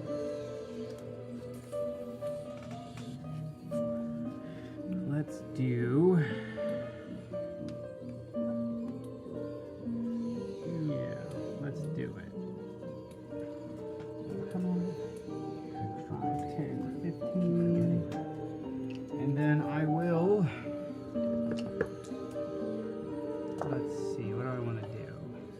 I'm just going to attack the vampire. Understood. Smashing away. With a 31. A 31. Wow. 31, a 26, and a 29. Bam. Wow. Bam. Turn his brains into pulp. Here we've got... What do we got? 17, 17, 34, 18. Was that... Everybody looks at Jesse. Wait, 34 and 18, that's 52? 52, yeah. 52 points of damage? 52 damage! Oh, he looks like he's barely hanging on by a thread here. 1-62. And then I will go 5, 10, back under the stairs. You're not frightened anymore. Depends at your... He doesn't want to get hit by the I don't want to get painting. hit by the painting. Oh, They hurt. Well, that painting gets me. That painting hurt me really bad. That is Baldo. Any shout outs to anyone? Anybody shouting any tactical instructions? Radiant did more. I don't know how you would know that from back there, but yes, awesome job. I felt it in my bones. Here you go. Here's a metagaming token for you. Okay. Nearly dead. They're vampires. It makes sense what he says. I want everybody to roll a d6, please. As soon as he falls, take his head off. Anybody. 1. I got a 2. And just remember what you have. I'm going to come back to you in a second. Okay, if somebody could carefully lift that up and be careful with the tape part because I don't want to rip the picture, if that makes sense. Is that part of the tape? He's just, yep. Oh, okay. If you Is that can, how you take band-aids off your child? You must scream and scream and scream. there you go. And you can Oh, just I toss it to the side. Rip them off. Carefully. You can see that there are 4 walls to the room and a ceiling to the room. Going around the table of Brian the Baron, what did you roll? 2. A 2. A 2. I really want to build the room now. Really bad. I want to fold everything. Yeah, I know. I was wouldn't just it be thinking cool? the I'd same love to thing. do that. Schrodinger's D&D game. That's so funny. We were all thinking the same exact thing. Nothing happens to you. Edric, what did you roll? A 1. A 1. A 1. Edric, all of a sudden, well, you are, where are you? I was outside. Oh, you're outside. Nothing happens to you. What did you roll, Kip? Kip rolled a 4 and Lycoa rolled a 5, if that matters. Kip rolled, I'm sorry, what did you roll, Brian? I'm confusing myself. A 2. A 2. When you rolled a 2, all of a sudden, it seems like the gravity in the room suddenly shifted and you were hurtled against that wall over there. Give me a DC, a acrobatics check, and it's got to be wickedly high, sir. Okay, Edric, you were outside. Kip, you rolled a what? Kip rolled a 4 and Lycoa rolled a 5. Okay, It matters. Kip rolled a 4. Nothing happened to Kip. Right. Okay, and Lycoa rolled a 5. For Lycoa, the gravity suddenly shifted and he was hurtled against this wall. Roll an acrobatics check for him, please. How do you go up 20 feet? He's stuck on the wall. Velcro suit. Like he goes this way. And what did you roll, Ryan? 15 for A Lycoa's 4. acrobatics. A 4. Nothing happens to you. Kip, Naldo, what did you roll? We're on the 4 side of the die. We're good. A 2. So you were thrown against that wall over there. Give me an acrobatics check. Can I use my reaction to use Featherfall? Sure you can. Of course you can. So That's the first time I think you've gotten to use it. Yeah, I'll cast Featherfall as I'm being thrown That's through for the you. air. Whoa. Lycoa rolled a 15 con, It's or hard I to mean, get him back. 15 strength. A 15. It was a strength. He takes. He failed. He takes. Let me see. He went. Are you still on the wall? He went that way. He takes Or did you hit it and fall? 14 points of bludgeoning damage, and he is. Yes, 14 points, and he is prone. What did you roll? 5. A 5. You take 22 points of bludgeoning damage and you are prone. Naldo, what did you well, you featherfall. Yeah. So you land gracefully and the floor is now that wall for now the you. wall, okay. Okay, just put yourself like you were at that you could just put yourself. You would have been right about there. Yeah, I was here. You were there? Yeah, so over there and Baron, he was Baron was more here. he would be at Because he was like right in front of him. so he would be right at the base. Yeah, are you right at the base, technically- right now further that way. Yeah, right there. So are you technically on the staircase? No, I'm on the wall. Well, I mean, the staircase would block you. Yeah, you could be like on the Well, staircase he if you wanted. himself up over the staircase, and I was just standing on. Yeah, the you could have landed on the staircase if you wanted. Okay, the gravity seemed to have shifted around for some of you in the room. Naldo, you are up. What are you doing? So I'm on the wall. You are literally on the wall. You kind of like all of a sudden you're like, what's going on? And whoosh, you cast Featherfall and you gracefully land on the wall over there. And that is down for you. Okay. And for Lycoa, the wall is down. And for the Baron, the wall is down. This is a side wall for you, albeit 5, 10, 15, 20, 25, a lot up. Got it. Yeah, you're looking up pretty high. You know? Does that make sense? Yes. Okay. I will run. Okay, Naldo, you are up. What are you doing? I will run across the floor of the wall, and as I get here, I will try to run up. You realize quickly. I mean, that's a wall in front of you. It does psychologically. So I feel- it makes no sense yeah. at all. But if you're just trying to like run up it, you Yeah. just like fall backwards. Okay. You know, hurt yourself, but you, Yeah, like I kind of try to like see if it just like will continue around if I like. Keep It does not. It does not. Okay. Fall back to the ground and use the rest of my movement to stand up. And I think that'll probably be it for my turn.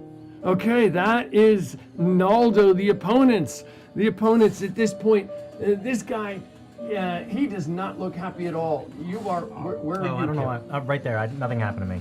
Okay. I think he just fell over. He's standing in front of you. I'm all alone all of a sudden, though. Everybody's like, Why are you doing this to me? And he does not look good at all. I mean, to the extent that, I mean, he didn't look good beforehand, but he looks very beaten up. Take that, and I'm gonna grab him by his cloak. Okay, and I'm you're gonna try and grab. Are you up? No, it's not. It's not your turn. It's his okay. turn. But so before you do that, he slashes away. Strike that reverse. Okay, and a 23, 22, and a 22. They all hit. All hits. And so Rogie does 24 points of slashing, and give me 3 con saves, please. 24, you said? Yes, I did say that. First 24 apply. And then 3 con saves. Yes. What is his con? Save is +1. So we've got a 7, an 11, and a 5. A 7, 11, and a 5. Okay, you feel Not good at all. that some kind of evil, demonic power like racing through your body, and you take another 14 times 3. You take 42 points of necrotic damage. That hurt. Okay, that and well, I mean, these those guys. two see there's really nobody else right around them, so they're just gonna go up and slice away at you as well. 3 attacks from these animated suits of armor. They slash and I'm sorry. No, that's a 6. No, it's a 6. Oh. But they're an 8, a lot, and a lot. I think unless a 18, does an 18 hit? Yeah, I think it Okay, does. so 3. So you take you take where is it here? You're just Another 32 points. Another 32 points of slashing, and give me 3 strength saves while these other 3 come at you. All things you're really good at. So that's a 16. A miss, and another hit. You take another 14 points of slashing on top of that 32 or 42, and then you take so it's 4 strength saves. 4 strength saves. Okay, so I've got a 16. I've got a 9.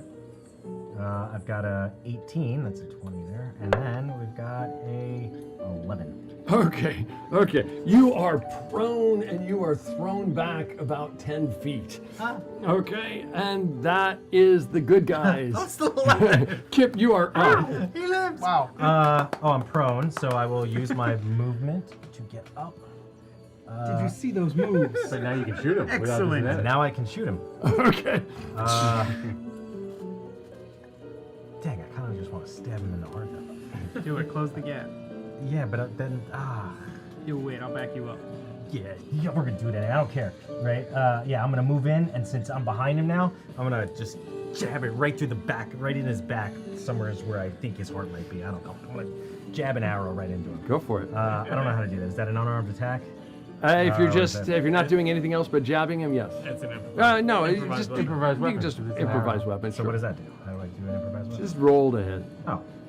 Figure it out for all you. right. So it'd be a 28. Okay, you hit. And then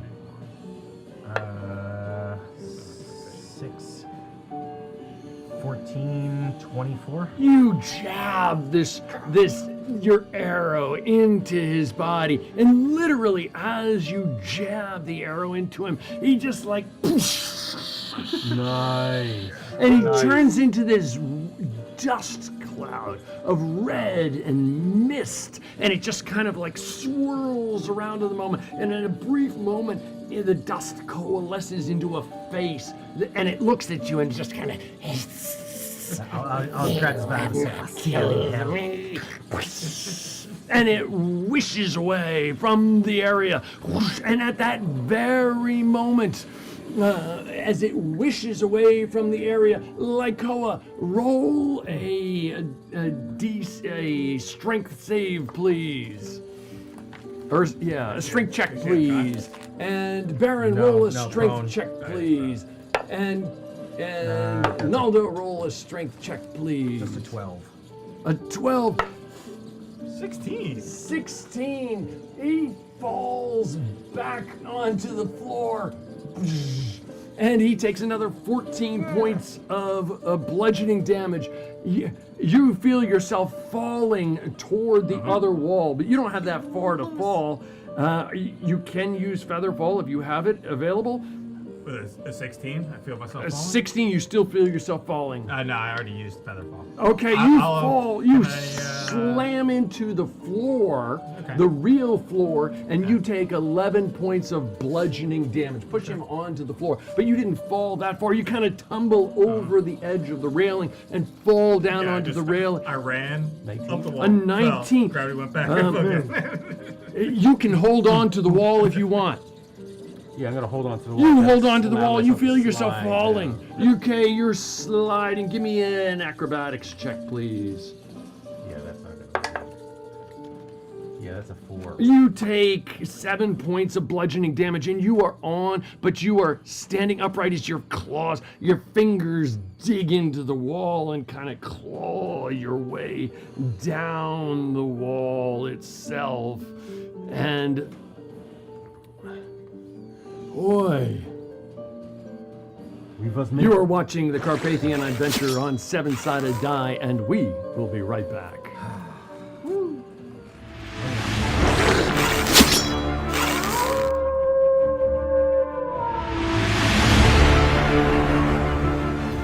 My name is Jumnus Dawnflower. I used to be a merchant sailor until I was shipwrecked on a strange island and killed in a sacrificial blood ritual. In the moment between life and death, an otherworldly goddess of light came to me, offering me a second chance at life if I swore to enact her will upon the world. Now I travel with the champions of the sun, looking to right wrongs, vanquish evil, and earn the new life I've been given.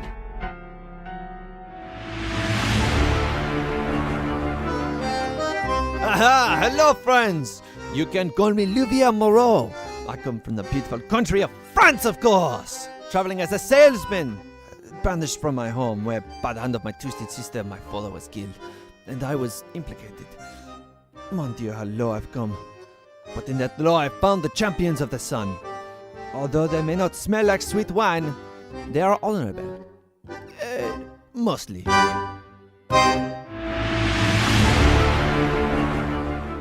My name is Virexin. I am a monk who was exiled into Greece after fleeing my homeland. I was sent on a quest via a dream I received. I went in search of great heroes I saw in the dream to help stop some monstrosity from wreaking havoc across the world. I found those heroes in the champions of the sun. Now I strive to gain their trust so they can one day help me defeat the vile beast that threatens everything.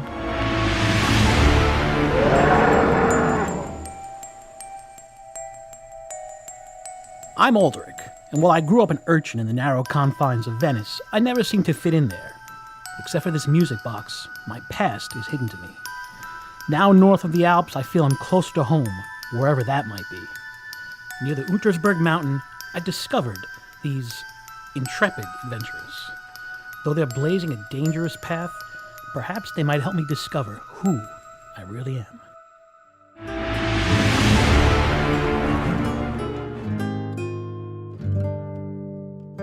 I am Mikolash, a monk from Romania, and sometimes too curious for my own good. My scars tell only part of the tale. Having witnessed cannibalism in my village, As a child, I fled, never to return. On my own, I stole from others to survive. A monk caught me and offered me a better way, but I abused their kindness. Now I walk alongside the champions of the sun. Will they be my own undoing? Or have I finally found the path I was meant for?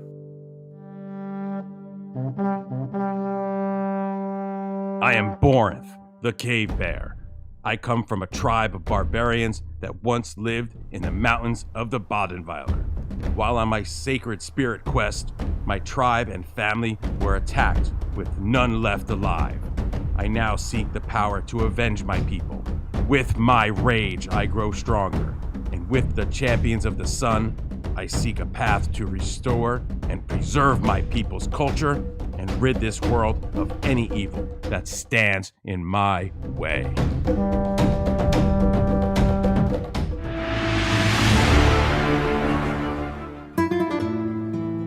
From the kingdom of Aragon, I am Zyman Val. I've ventured forth with few possessions and little coin, save an ancient tomb I searched to decipher. But I've struggled to find clues, and at times, food. While freezing in the Alps, fate crossed my path with a shining knight and the champions of the sun. Having aided me in a desperate time, they have earned my service and my friendship. Now, using my wizardry, I fight by their side.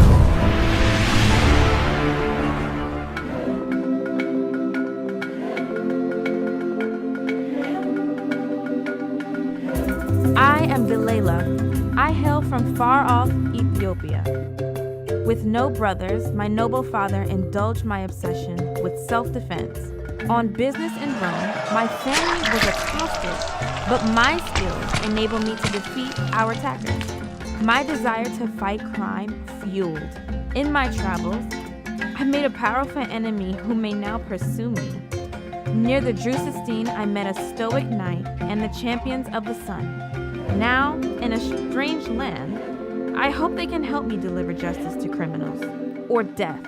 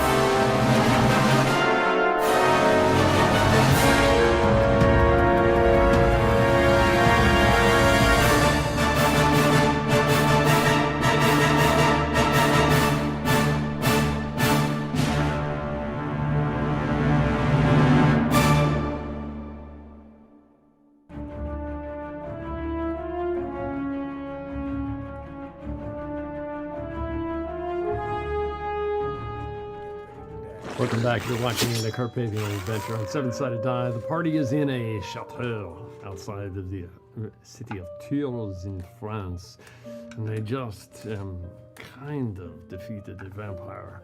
And what are they going to do next? We rejoin the party in progress. He vanished in a wisp of red, blood-colored mist.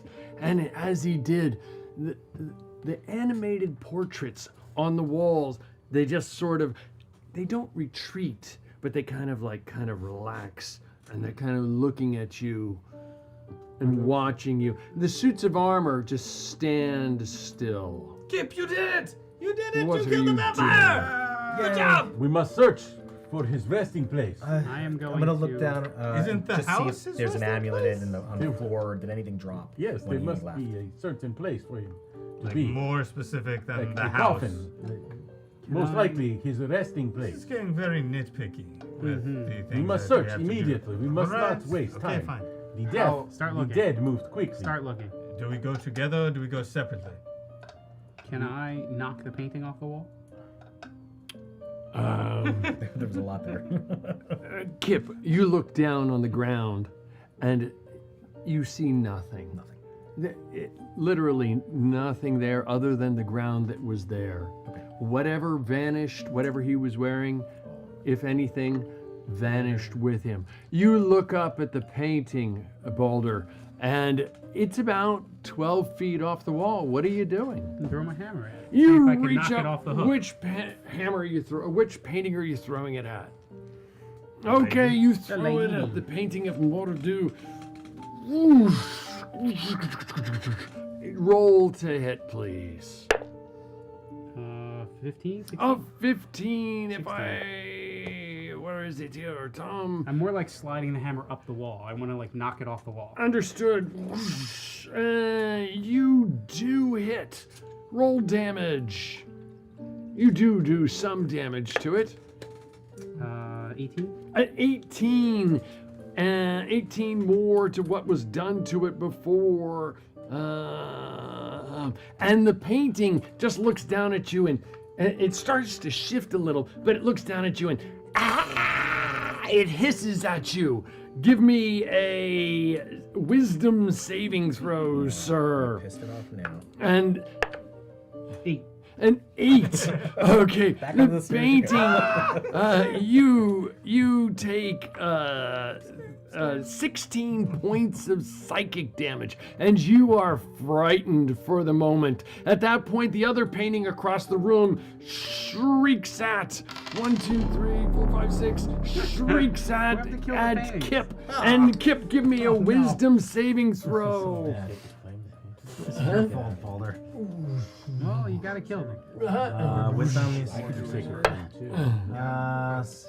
17. A 17, you did save you. You hear this painful shrieking noise in your head, and at that point, that when you went through your hammer at them, the two suits of armor move forward and slice away at the only two of you in the room. Well, actually, the other ones are much farther away. So let me see if they'll go for them. 1, 2, 3, No, it would make sense 4. that they'd There's, huh? Okay, I'll just go with that. They slice away at you two. First on Balder, trying to penetrate your armor, and probably. Oh, wait a minute. 15, One hits a massive suit of armor. Yeah, that definitely hits a 28 and a 25 on you. You take it. I'll activate shield and only take one. You take shield. And the shield goes up. Again, I lost the spell sound effect there, but the shield goes up and you take, where is it here, Tom? You take 14 points of slashing damage and give me a strength saving throw on Kip over there. They slice away at you. Whoa, natural 20. Somebody, and a fumble. Give me a fumble card and a natural and a critical card. Oh, they just cancel each other out. No. They're too good. They're too good. maximum damage to the head. Give me a DC 10 con save. The failure happens first. He dies. Well, He loses his arm. He drops his weapon. And you take maximum damage. You take oy vey. It's not that much actually. 19 points of slashing, and give me a DC 20. I'm down. I'm down, and you took another on top of that. But it wouldn't have mattered because it's all the same turn. Okay, so you are down at this point, unconscious. Boulder, what? They don't seem to be doing anything else at the moment. What are you doing? Eric, bleeding out. Can I yell, find the coffin, I'll take care of these people? I got him. And I just tie up Mordu for the moment, get inside, and start patching up Kip. Okay, you run inside and you're over toward Kip. Okay, Tom. I'm looking for the doors. From what I see, this is upstairs, right? Yes, it This is. is the door that would be leading upstairs. This is the door that's on the main level, Correct? right? And then there's another There's two door up top, straight back ahead. here, Correct. and one down at the bottom. Okay, I'll go to the Like here. this bigger door. Oh, there's another door right there. That door's here, right? Oh, okay. Yeah. Well, under the staircase. No. Oh, that one's under the It's stairs. under the So staircase. two are above. It's right where you're. Oh, okay. See? It's all the way under the balcony. So, Okay. I will go to the door that's below the balcony there. The No, big, that doesn't go to a bedroom. it may not be a bedroom. It might be more of like a crypt. It's a dining room. You're looking for a coffin. I don't know. I gotta. okay, Is let that me. door? Is that door? Or is that a different door? This is upstairs. This door is upstairs. Let me Okay. give you the layout of This Okay, is yeah, this let's Tom. door, Let's Tom. and Tom's gonna give us the these are layout. these doors, right? Okay. Okay, the room is kind of an exploded view. Obviously, it takes some deciphering to understand it. This wall props up in this direction. This wall props up in this direction. This wall props up in this direction. This wall props up in that direction, and this is the ceiling overhead. Beautiful the only chandelier. difference is the ceiling doesn't necessarily.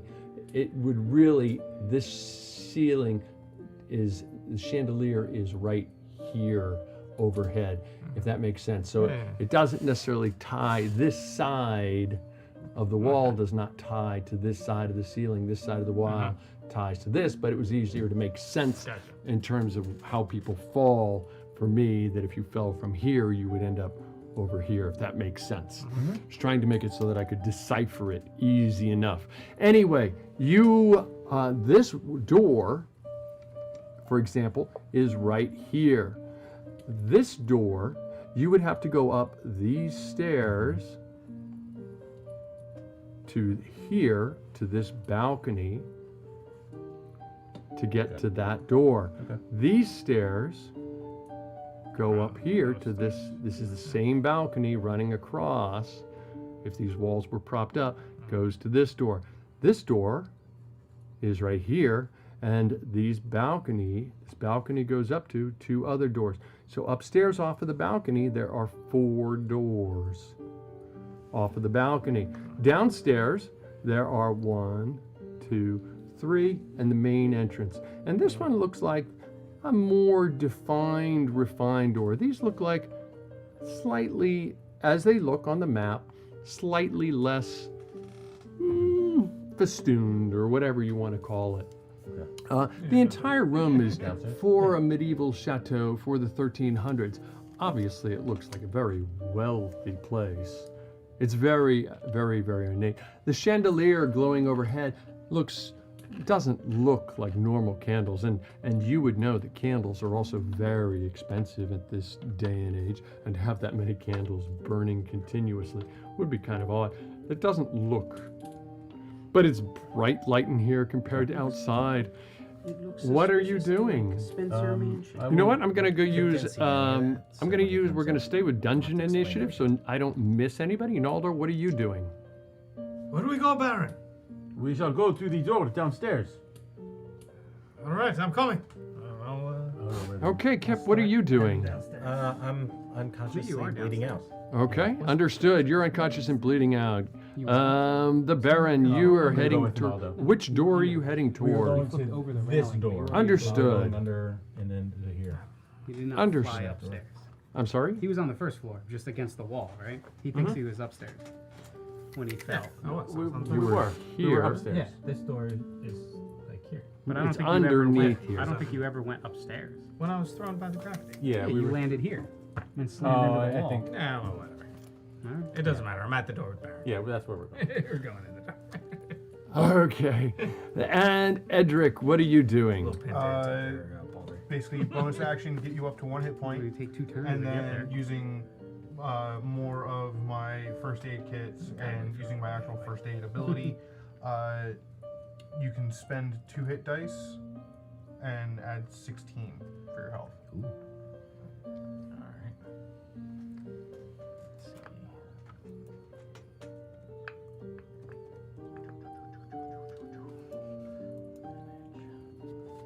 Hey, Tom, I'm gonna look for like a lantern. Is there any lanterns around? Maybe unlit lanterns? Just a lantern? So you want my lantern? So that's it. Oh, you have a lantern?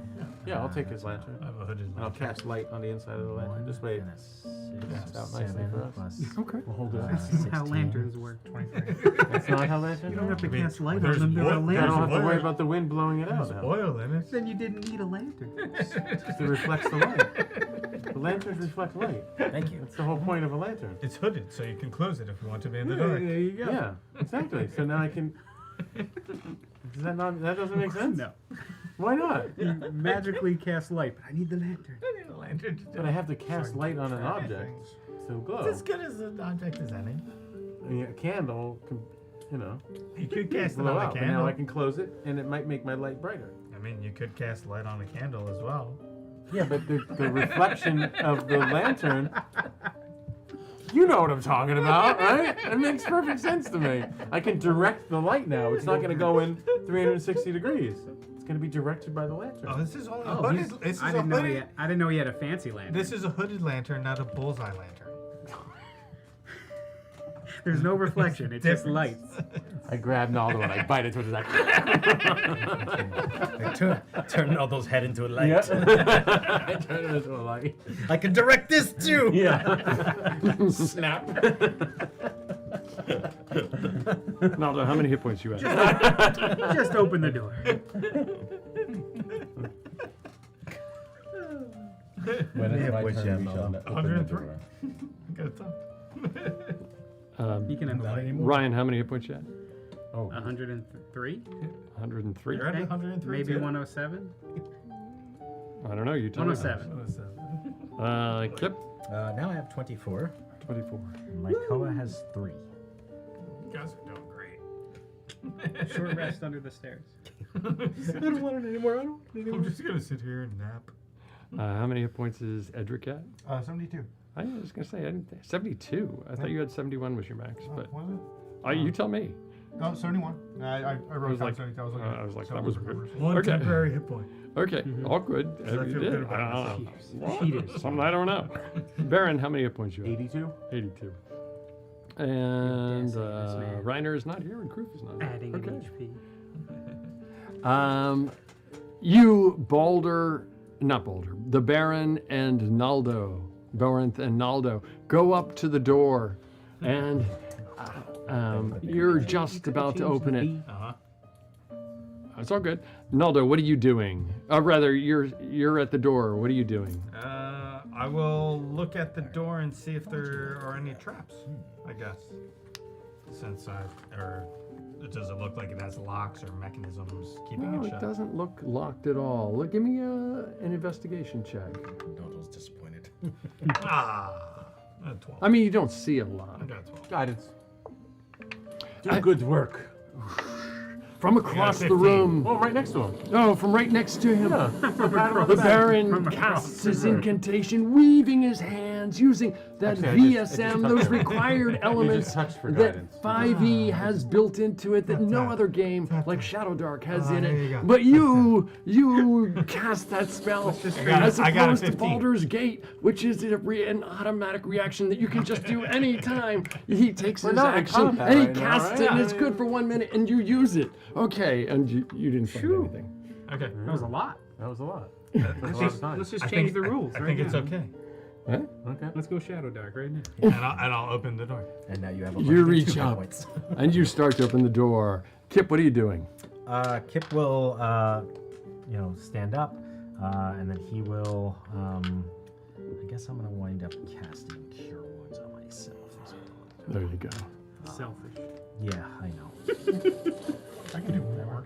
Does he have to wave his hand and do some Yes, he crazy does. incantation? Yes, he does. Yeah. I cast it, and there's the sound effect. That sucked. 8. Oh, ever 8. No, that's wrong. 8, 9, 10. There you go. And he will get 10 hit points back, and then I will. I guess I'll head over to the. No, Kip's gonna go to Mordew, and he's gonna check her out and see like is she. Hey, babe. He's gonna see like does she seem like she's snapped out of it, or is she still in this trance-like state? She's still in a trance-like state. Okay. He's gonna take the rope that Edric tied around her, and he's gonna kind of unlap just a little bit of it, and he's gonna tie some of it around to Lykoa's barding, and he's gonna say, "Take her home." Kip. And Lykoa's gonna start moving towards the inn. If I may, Kip. You shout across the room over to Kip. If I may. Most likely lead us directly to the head master vampire of the house. We do not know what room he is. If we let her go, she will walk in her trance. And we've put an innocence at risk. We would just need to know the door to head into. Once we get her to that location, You don't think this is the door? Why am I opening this door? We do not know yet. I'm just saying.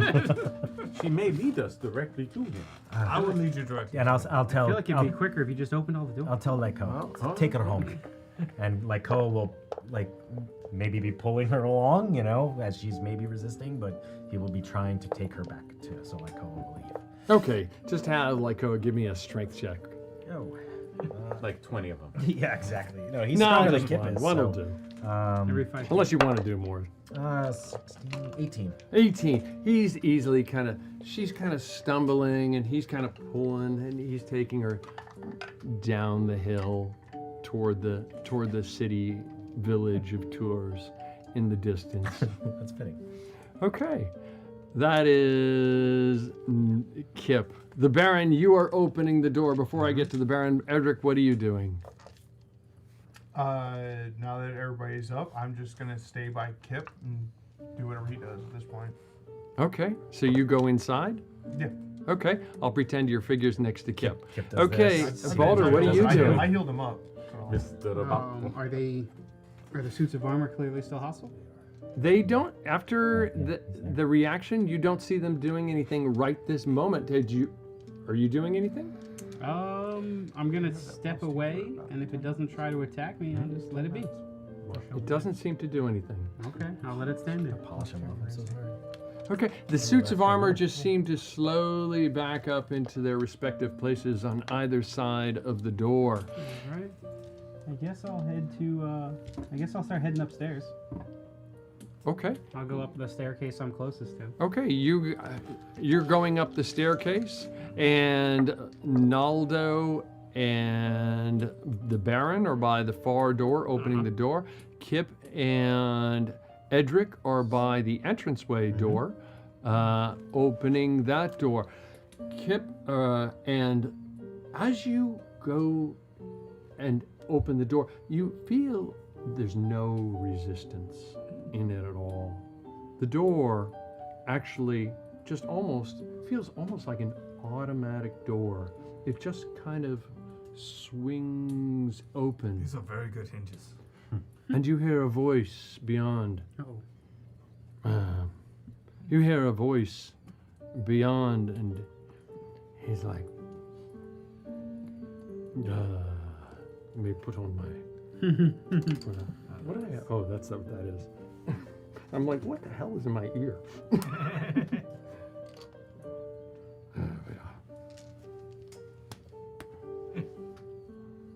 Nice.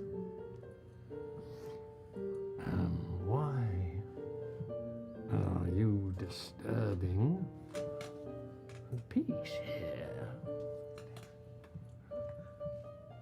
You hear this voice from beyond. You're a foul beast, and we have come here to destroy you. I'm a Is that what am I supposed to say? But I am a foul beast. Very good. I'm a foul beast? That's what I was told. I don't think I'm a foul beast at all. I have not touched you, and I don't think my doorman, Gori, Rogi, did anything to you. I mean, he didn't offer any tea. Well, perhaps there will be an opportunity for him to offer you tea. Would you like to come in and have a seat? Perhaps it would be more polite just to talk. You welcome us in. Do I want to do that? I welcome you in, especially you. I'll start to walk in. You have preyed on this village for much time. We have come to disturb your slumber. Show us to your coffins. I don't think of it as preying upon them. It is not. How is it not? You don't look like you're of this world. Do you not consume things? I do not. I am not as you are.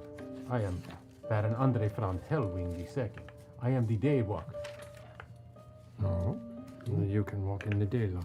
Some call me Blade. And I have not And are you forsaken my soul as you have. I don't know if I have forsaken my soul. I am not necessarily, shall we say, pleased with the turn of events that brought me here. No. But I also think I have served nobly, and this form it is what it is. How many years have you been vampire? That is a good question. I think. How many years has it been? It's 35.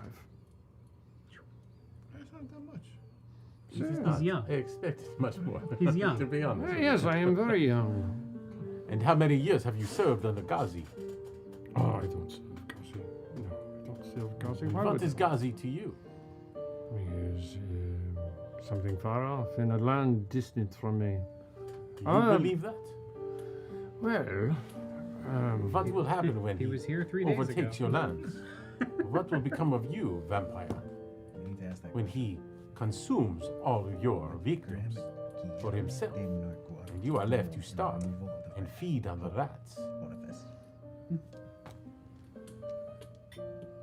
I have fed on other things, rats on occasion. But you do not want to feed on the rats. No, they are not sensible. No, of course not. You have other delicate tastes. Well, no?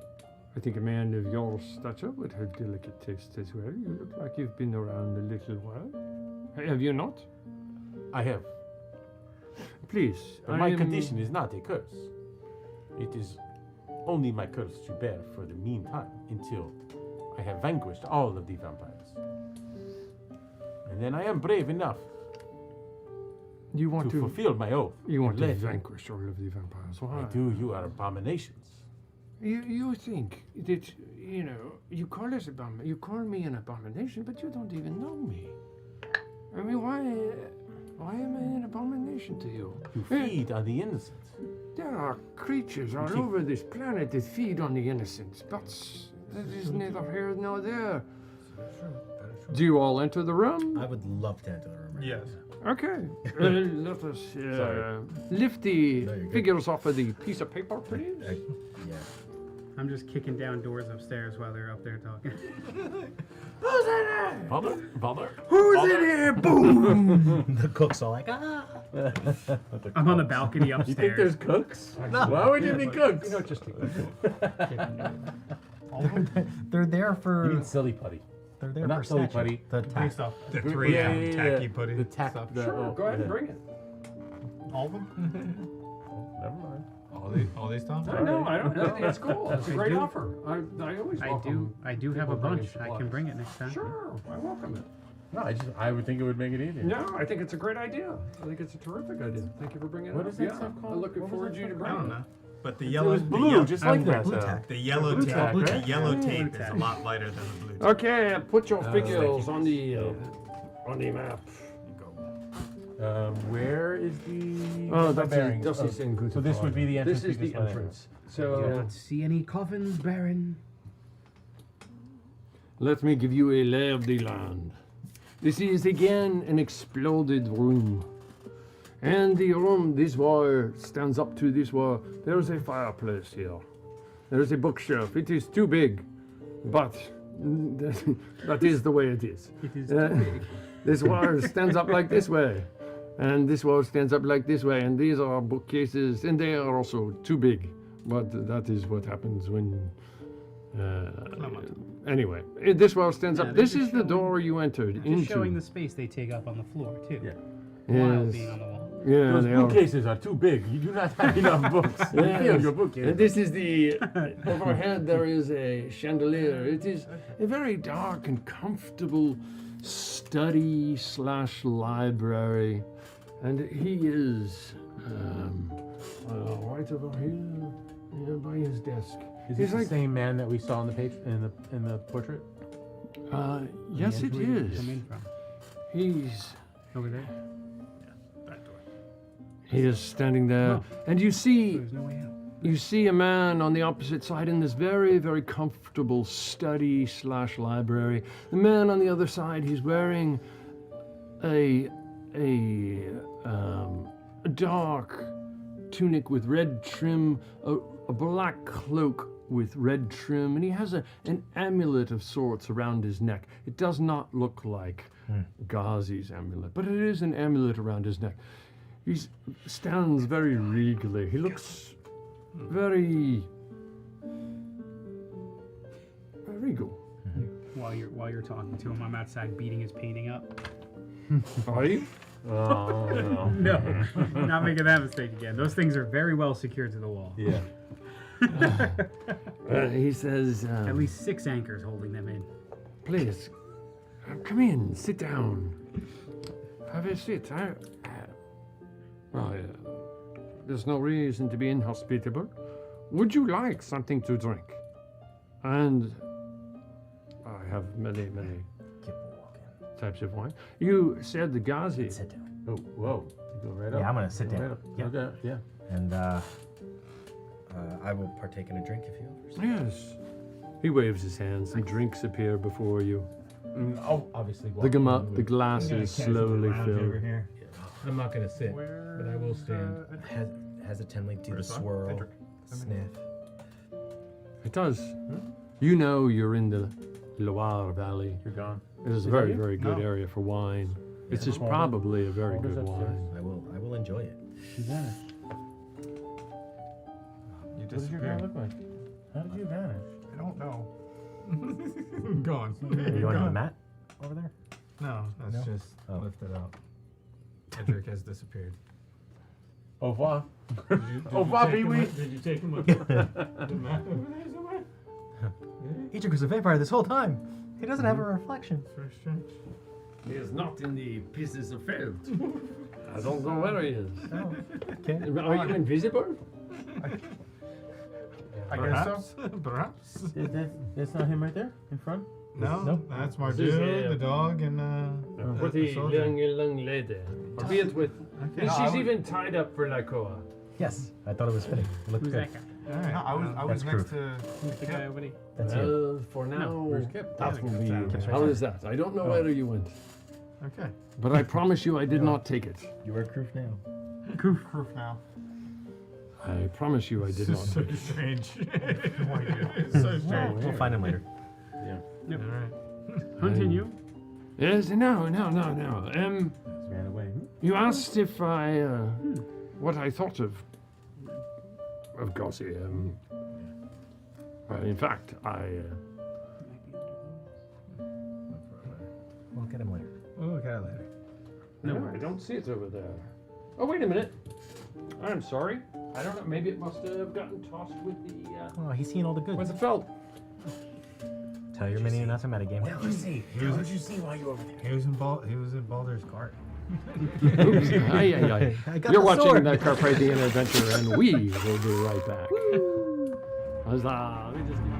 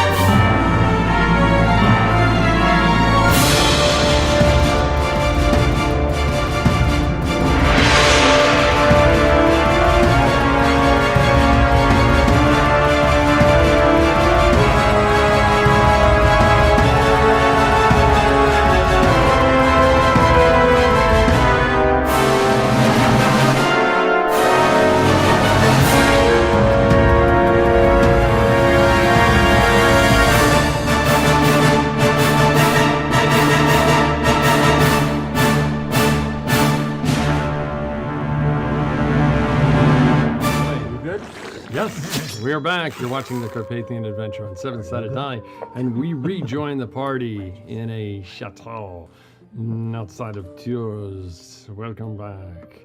You are in the chateau with...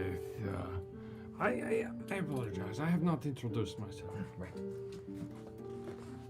Please, I will give you time to get out your notebooks. I am Matthew de Clermont, and... I'm writing a play. Who are you? As I have said, I am Baron Andre from... Yes, I apologize. You did introduce yourself. I did, yes. And These the are rest the of your champions of the compatriots sun.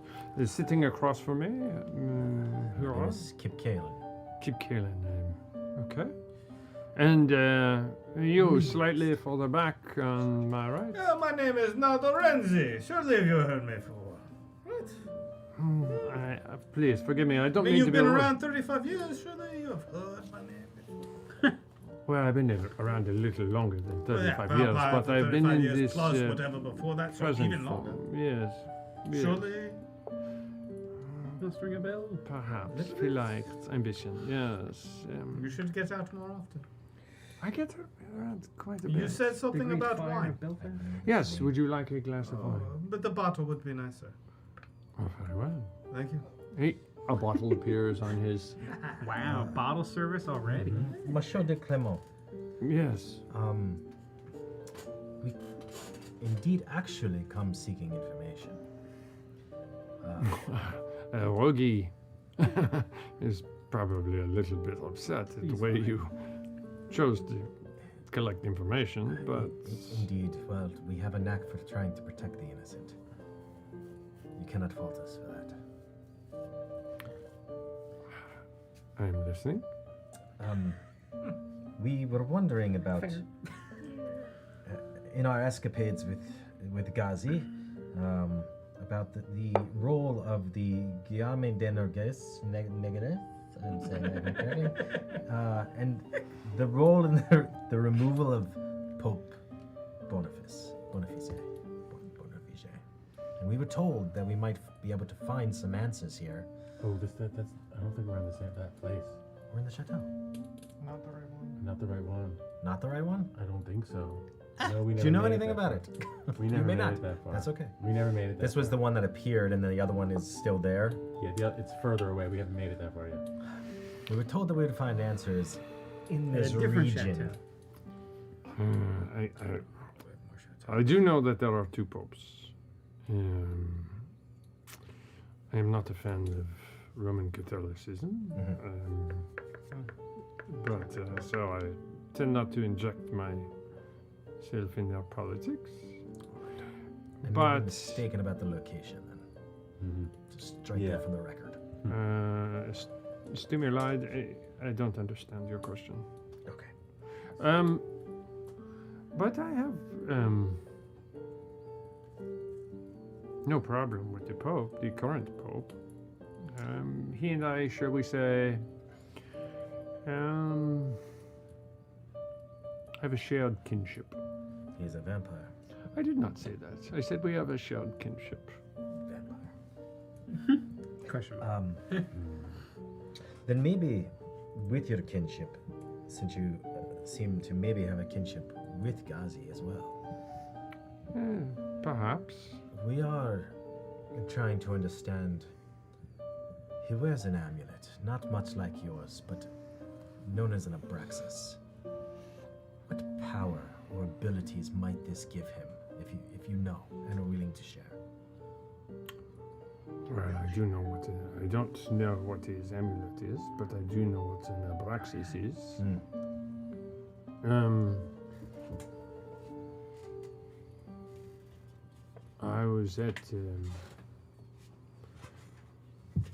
I was in Tripoli. Have you been there? Is that in Italy? No, it is in the... I don't know the geography of... It's Tripoli? Yes. He's from Scotland, It's too far south for me. He doesn't know where anything is. That is okay. It is far away. It is across the Mediterranean. It is very far away. I led the night hospitallers against some of the same people from whence that Abraxas, you call it Abraxas, comes from, against the Mamluks. The city was abandoned, and I was one of the few who managed to escape. And I made my way to Akka. Are you familiar with Akka? Yes, we are. Some terrible things happened there. That is where Guillaume got wounded and left the wall. You know Guillaume? Yeah, Argrad, yes, we know Guillaume. No, I haven't heard that acronym in a long time. Akka arrests Guillaume. What is it? The Earl of Anjou died? Yes? Yes. Yeah, something like that. Well, anyway, I was one of the last defenders at Akka. So in you the were siege. there when he left the wall? Yeah, yes I was. But I did not leave the war. Who changed you into vampire? Oh, Who is your master? my master? We all know you must have master. This is your way. Well, the same as you lure little girls into your abode to feed and to be their master. Some have masters, others do not. So who is your master? Who turned you? It was one of the Mamluks, and I was in the front line, and at that siege, and I did not leave the field, and I was cut down. And when I came to, I was something else.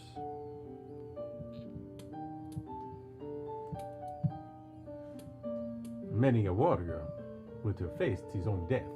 He would not have fed on the vampire blood in order to continue his own life. I don't recall doing any of that. I'm not saying it didn't happen. I'm saying I don't recall it. And I know you're just trying to verbally spar with me. For some reason, you have some kind of animosity toward me. I don't. You are a vampire. You lie. You weave your lies. What lie? You are a magician, I can tell with your wiggly fingers. Go ahead, create your zone of truth. Or whatever. I have no reason to lie. Why? You came into my home. Why should I lie to you? So, we are drinking. What are we drinking to? The death of Ghazi. Well, if that is for you, if that is what you want, to your death of Ghazi. Do you not wish the death of Ghazi? Do you underestimate what he will become? I in don't these years? have any animosity toward Ghazi any more than I have animosity toward you. When he takes over these lands, you will no longer have your find fair out. maidens to prick and You seem feed upon. excessively fascinated with the death of age the and innocent. the physical attractiveness of these maidens. They I- are merely food. Exactly. You cannot feed on the innocent. It is what makes you abomination. You do not feed on the innocent. You I do do not not. eat meats and I- other things. It is the circle of life, I see. I Yes, suppose. this is the circle of life. You think the population is going to vanish and decrease because I feed? He's keeping it in check. You guys suddenly okay with this dude? I don't I'm not understand even- you all I'm right not now. even making What is sense. happening? Oh, you're not even there? You're upstairs Oh, checking. he's checking You're around. checking out. You're finding like bedroom. Every time I cast light on my shield, You Forget open must up. know. You Every open- time I open a door, I just go, aha! And you find yourself in a bedroom. You find yourself in what looks like a washroom. You find yourself in what Every looks door like I a- open, I think it's going to be the one. I'm like, here's the coffins. Where'd they go? Guys? And you guys you're still sitting there. I'll pilfer what I can find, too. You pilfer what you can find. It just almost doesn't feel real as you touch it and you grab things, but you're grabbing. You find some gold.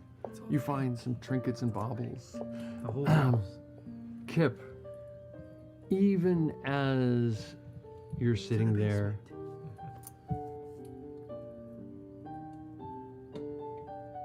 occasionally you see what looks like an apparition moving by.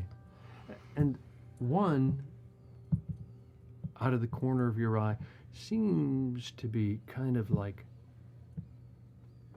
coming up out of the floor and stretching and standing up and just moving across the room. Kip, tell me what you see. This is a house of death. No, it is not a house of death. I can see all the spirits of the victims that you've fed on wandering around aimlessly in your house. They are trapped. They don't find peace in their rest when you lifelessly drain them. He looks surprised. And his expression looks surprised. He goes, I admit, I like this location because this was a graveyard a long time ago, but if you have a gift to see something, whatever you see, that is not my doing. I have only been here for a short while. This is a beautiful part of France. Kip, can you reach out to them? Have you ever tried to reach out to them? What? Reach out to them. It's like Poltergeist. Let them show you their truth. In the graveyard. I don't know how. Tell me what you see. I will look at these apparitions and I will try to determine if they are older. Maybe looking for anything that might be older than, I don't know, 35 years really. But I don't know. Talk to them. Do they look? Can I see their forms? Do any of them look like they might have? I'll be looking for punctures in the necks.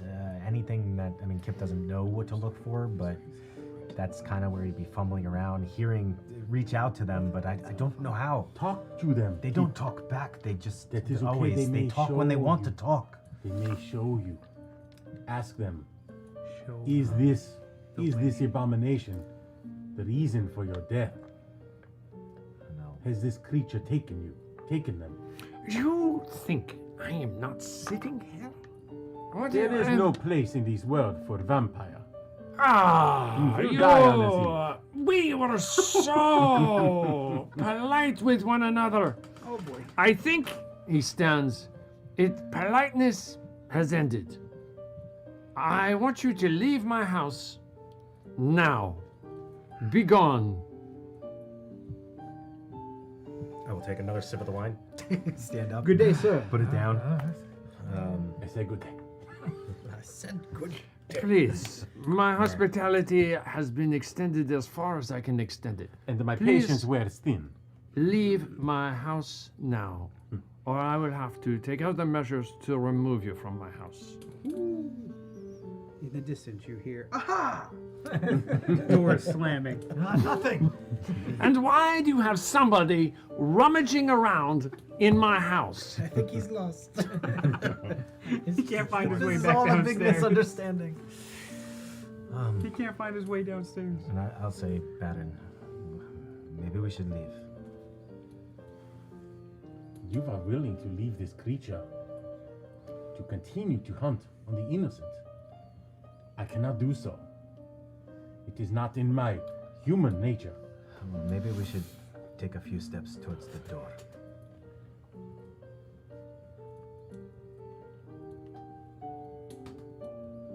I will start. It is not in your nature.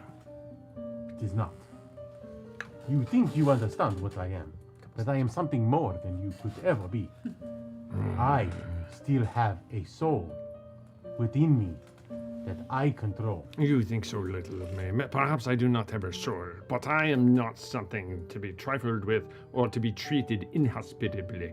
I allowed you to come into my home. I allowed you to beat up my manservant, and and you have your friends rummaging around through various parts of my house, and I still poured you a glass of wine, and you treat me like this.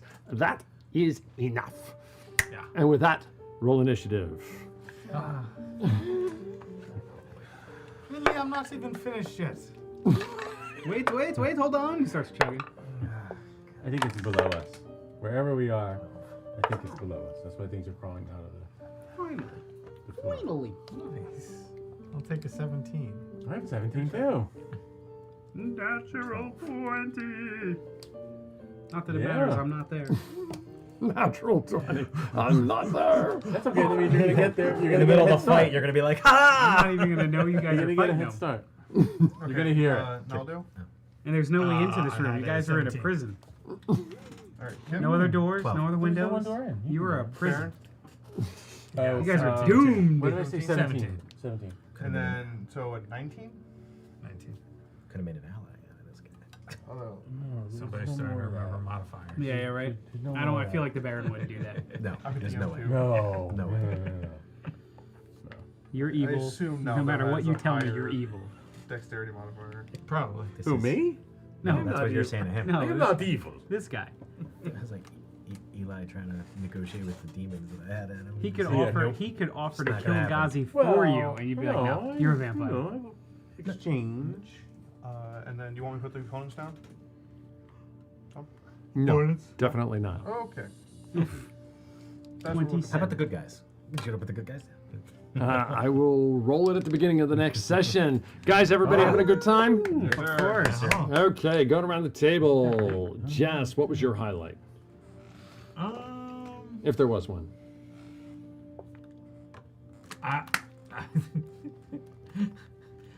I liked Kip bruising his hands on Mardu's shoulders every time he tried to pull her back out of the door. That was quite comical. He likes your weakness.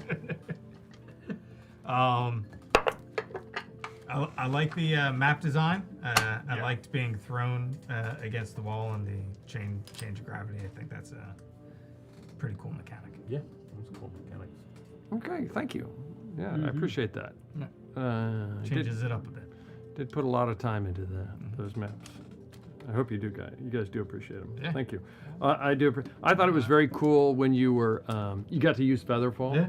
And I don't think you've ever used Featherfall. The only time I used it was in the sewers, jumping across the That's one right. part. That's right. And the one time I should have used it and forgot to was when the giant threw me like across the street in Amsterdam or just outside of Amsterdam, and I just hit the wall or like skidded across because I forgot I had it. Slumped down. You got knocked out too, didn't you? Yeah, I got knocked out. I just like That's an issue of the road. Yeah. Every time you're like, oh, I forgot I could do that. There's like a million things the road can do, and you're like, oh, I should have did that. Yeah. Yeah, so that was It's fun. like a DM, kind of having like too many things to do as a DM. You It's know, like after it's all over, he's like, oh, I could have did this. I forgot that. I forgot that. Yeah, that happens a lot. 17 bonus action options. I like that you leaned into the role play with the wall in terms of trying to run up at somebody else. Some other player might have just gone, oh, well, gravity's here. I'm going to try and, I'll use an acrobatics check, and I'm +10. So I'm going to try and leap up and grab hold of that railing and then flip, And so I just thought that was creative, and you allowed yourself to fall. And I just, I thought that was... Some of the roads going to go... hoping like rolls with me. I just thought that was wickedly cool. Yeah. You don't know how it works? Yeah, I don't know how it works. Yeah, exactly. I mean, you kind of leaned into the idea that, this is weird, and I don't know what's happening. And I think that was awesome. 2,500 experience points. I think you got a little ways to you should we're at 122, 150. I think you got a ways to go to 140, but you'll get there. Ryan, Jeb, welcome back. Thank you. You were missed. I think was it 2 sessions you missed, right? Or was it just 1? I forget. Was it 2? I think it was just 1. Been 1. You were here, then you weren't, and then you're back. Yeah. Okay. Well, you were missed. What was your highlight? I really liked the role play we had coming up to the house. I just thought that was really funny that we're all like whispering to each other while she's like knocking on the door. And I like the idea that I'm not stealthy at all. So I just like the idea that we're like sneaking up and I'm just making a ton of noise. Like a ton of noise. Probably. Wearing full armor. You and Mattias would be like... So I just thought it was funny that after we got there, while we're waiting for the door to open, we're all just like yelling at each other. I'm not that far behind you. I'm wearing chainmail too. So, I mean... So it was funny. Yeah, it was very, very cool. And I didn't have the pleasure of having gravity shift on me, so I was lucky on that. Well, it did. Just I the rolled the mechanic, floor. you I rolled rolled the the floor. same floor you were on, You were so it stayed where you were, if that makes sense. Yes, I rolled the floor. Okay. Is that so?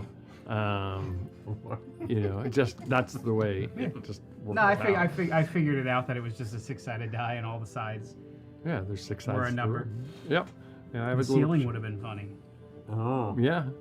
When gravity ended. Be hanging on that Ceiling would chandelier. not Don't have let me been fall. Oh, got a taste of your own mouth. Well, you're not technically hanging on it. Oh, It's yeah, true, true. standing above you, unless you land on it, and then you're like landing on all these Well, when- sharp things that are like. But when the vampire died, right? And it you're like, shifted. oh. Yeah. But no, yeah, I really like that whole like RP in the beginning. I thought that was really funny. Combats, of course, is great, and I look forward to ending this vampire's life, hopefully. I still need to find the coffins, so I'm checking every door. We haven't found a coffin yet. You are level 15, correct? Yes. 1,500 experience points. I think you got a little ways to go. Yeah, because I just turned 15. Yeah. Okay, Mark, did you have a good time? Yeah, absolutely. What was your highlight? Wow, there were so many. There was a lot of Kip moments here that I thought were really good. So obviously I got to talk to Jumnus again, talk about the army. I feel a little redeemed, like I had a little PTSD moment, but I saved the girl with Edric's help. And then, there was a moment when we were fighting and I felt pretty secure, like Balder was there, Edric was behind me, the Baron was there, like Ko was there, all of a sudden, they're all gone. And I'm dead. And I'm dead, and I didn't die. And then, Balder basically took me out as he does with other players at the table. And then there was a moment though that because when the Baron calls the vampire an abomination, that rang back to Veritas being an abomination and calling Kip an abomination. And that's where I was like, well, wait a minute. Wait a minute. I think I was starting to actually understand where this vampire is coming from. As hard as that is to hear and say, it was like, wait, you know what? He was forced to change. And so Kip's heard all this and was like, wait, maybe we can reason with him. And then obviously reason went right out the door here. So, Well, that's why there I was might have been a saying to moment him of that reason. he probably wasn't forced to change. You know, that they spin their lies. Like, he was afraid to die, and he had to take the blood Possibly. of the vampire in order to become one. But he could have been bit while he was unconscious or dying and cried out and took an option. But right? he died in. I guess my thought was he died in battle. Well, he was dying in battle. He wasn't being fed upon by a vampire. You know. Well, so he was bit when he was dying in battle. He probably welcomed it to not to die. No, he was. The way I understand it is he would have had been given a choice. Like, you can die or you become what I am. And here, drink my blood and you won't die. Right, and he chose to not die. And right. I mean, cowards. It is, but I mean, that's where I was. That's where I was going. Yeah, correct. Yeah. I know. I totally get where you were coming from when you're role playing. Like, it was perfect. But like, from Kip's perspective, he would have went in there like shooting arrows right with you. But then he heard the word abomination. Yeah. And he was like, wait a minute. But I guess in some other people's eyes, I am Right, abomination. right. Yeah. And that's where I was like, wait a minute. There's some morality here that now Kip all of a sudden was like, wait a minute. Not in my eyes. Yeah, exactly. In our eyes. It's like, leave the house. I was like, I'm sorry, you're right. I should have come. 2,000 experience points. Nick, did you have a good time? Yes, sir. What was your highlight? When I was invisible for a little while. Honestly, the little moments with Kip and having conversations with his wife, and the little bit of role play from before we came in, as well as like that mid-combat role play of him turning to Edric and like, we need to save her, like, and Edric seeing that he doesn't see Mordu, they sees his wife. It was just those little moments that just tie it all in together. Yeah, no, I mean, Mark, I kind of glossed over it because you went off on a little bit of a tangent, which is fine. The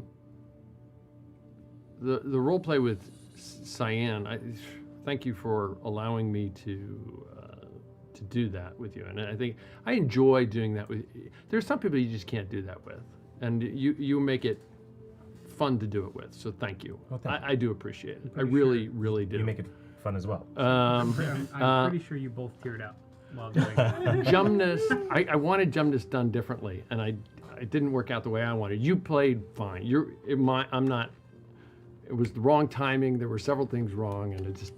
But I think you leaned into it well. But the whole Cyan thing, I mean, you know, did I give you a receipt? So kudos to you. Awesome stuff. Edric, Nick, 4,500 experience points. I'm pretty sure that's a ding. You're at 59. Or, I don't know. No, I'm sorry. Yeah, I mean, it might be a little. Do your math. 59. 500 short. Oh, 500 short. Okay. I have one experience. I think we can all chip in and ding. We all pay the cost. Hang on, let me find. You guys No, are we're good. I think we're There good. you go, You ding. got it. Yep. It's right there. Congratulations. Give him one and he can take one of his two back. Oh yeah, there you go. There you go. Here, just take that. No, just take that. I'm pretty sure Reiner covered the cost. I think we're good. Yeah. Okay. That is good. 45, so 5,000 with the so level 500 10 there. Okay, good stuff. Brian, did you have a good time? I had a great time. What was your highlight? I love the way you're leaning into like a lot of the vampire lore. You know, and the setting I think is perfect. Chateau and like just fits together really well. And I was enjoying the conversation between the Baron and this vampire. And I mean I was really enjoying like some of the roleplay moments between Kip and the Baron, but then just Kip and Cyan and all that. Like there's a lot of really cool stuff. It was fun. So, but I'm definitely I enjoyed like leaning into the vampire lore stuff. You know? I like that you weren't you allowed me to do something with the amulet, but you still don't know what it exactly is, and that I can play with it and come up with something conceptually. And I hate, and let me apologize to everyone at the table for if you love 5e, that's cool. That's cool. I don't. That's It's very all I cool. know. If you love it, That's fair. That's all I know. Yeah. That's all I know. That's cool. I'm sorry if I'm poo-pooing it and I sound like a grumpy old man. I am honestly sorry. I just think that it's too mechanical, and it's too much about character sheet. And I hate when I sit in a game, not necessarily with you guys, and somebody sits there, spends all their time going through page and page and page and page, trying to find out what character sheet thing I can do versus what role play thing I can do.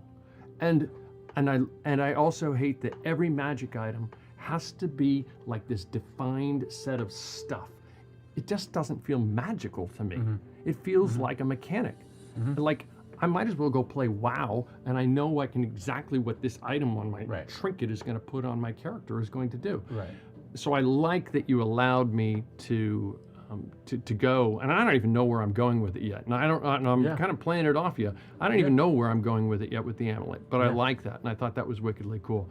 I also like that you're playing your character with regards to the what to do with this vampire.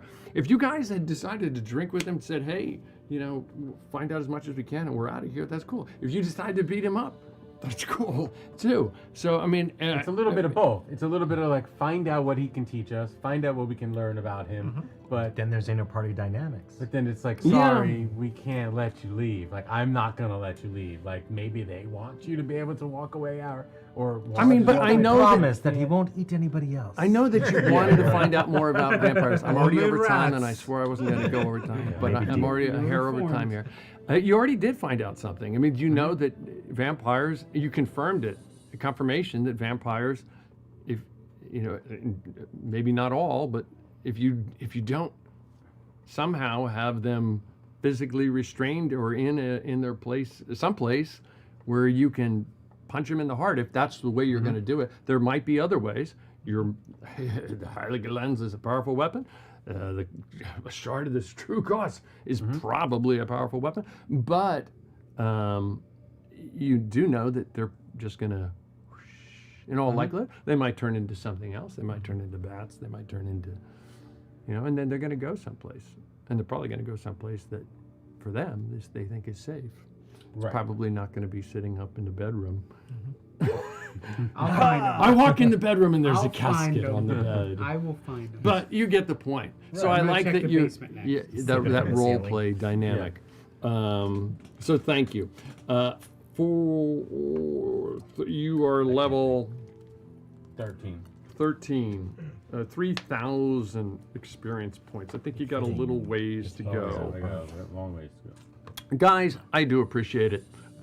Thank you very much for being at this table. Thank you very much for making this a role-play fun game. And thank you for watching the Carpathian Adventures 7-Sided Die. Again, we would like to thank Sirenscape for the use of their audio sound effects. That's www.syrinscape.com. Thank you, artists Yenu and Silky Noir, for the terrific character art. Please patronize them via the @Yenu Draws on Instagram, @Yenu on Tumblr and Twitter, and patronize Silky Noir on DeviantArt.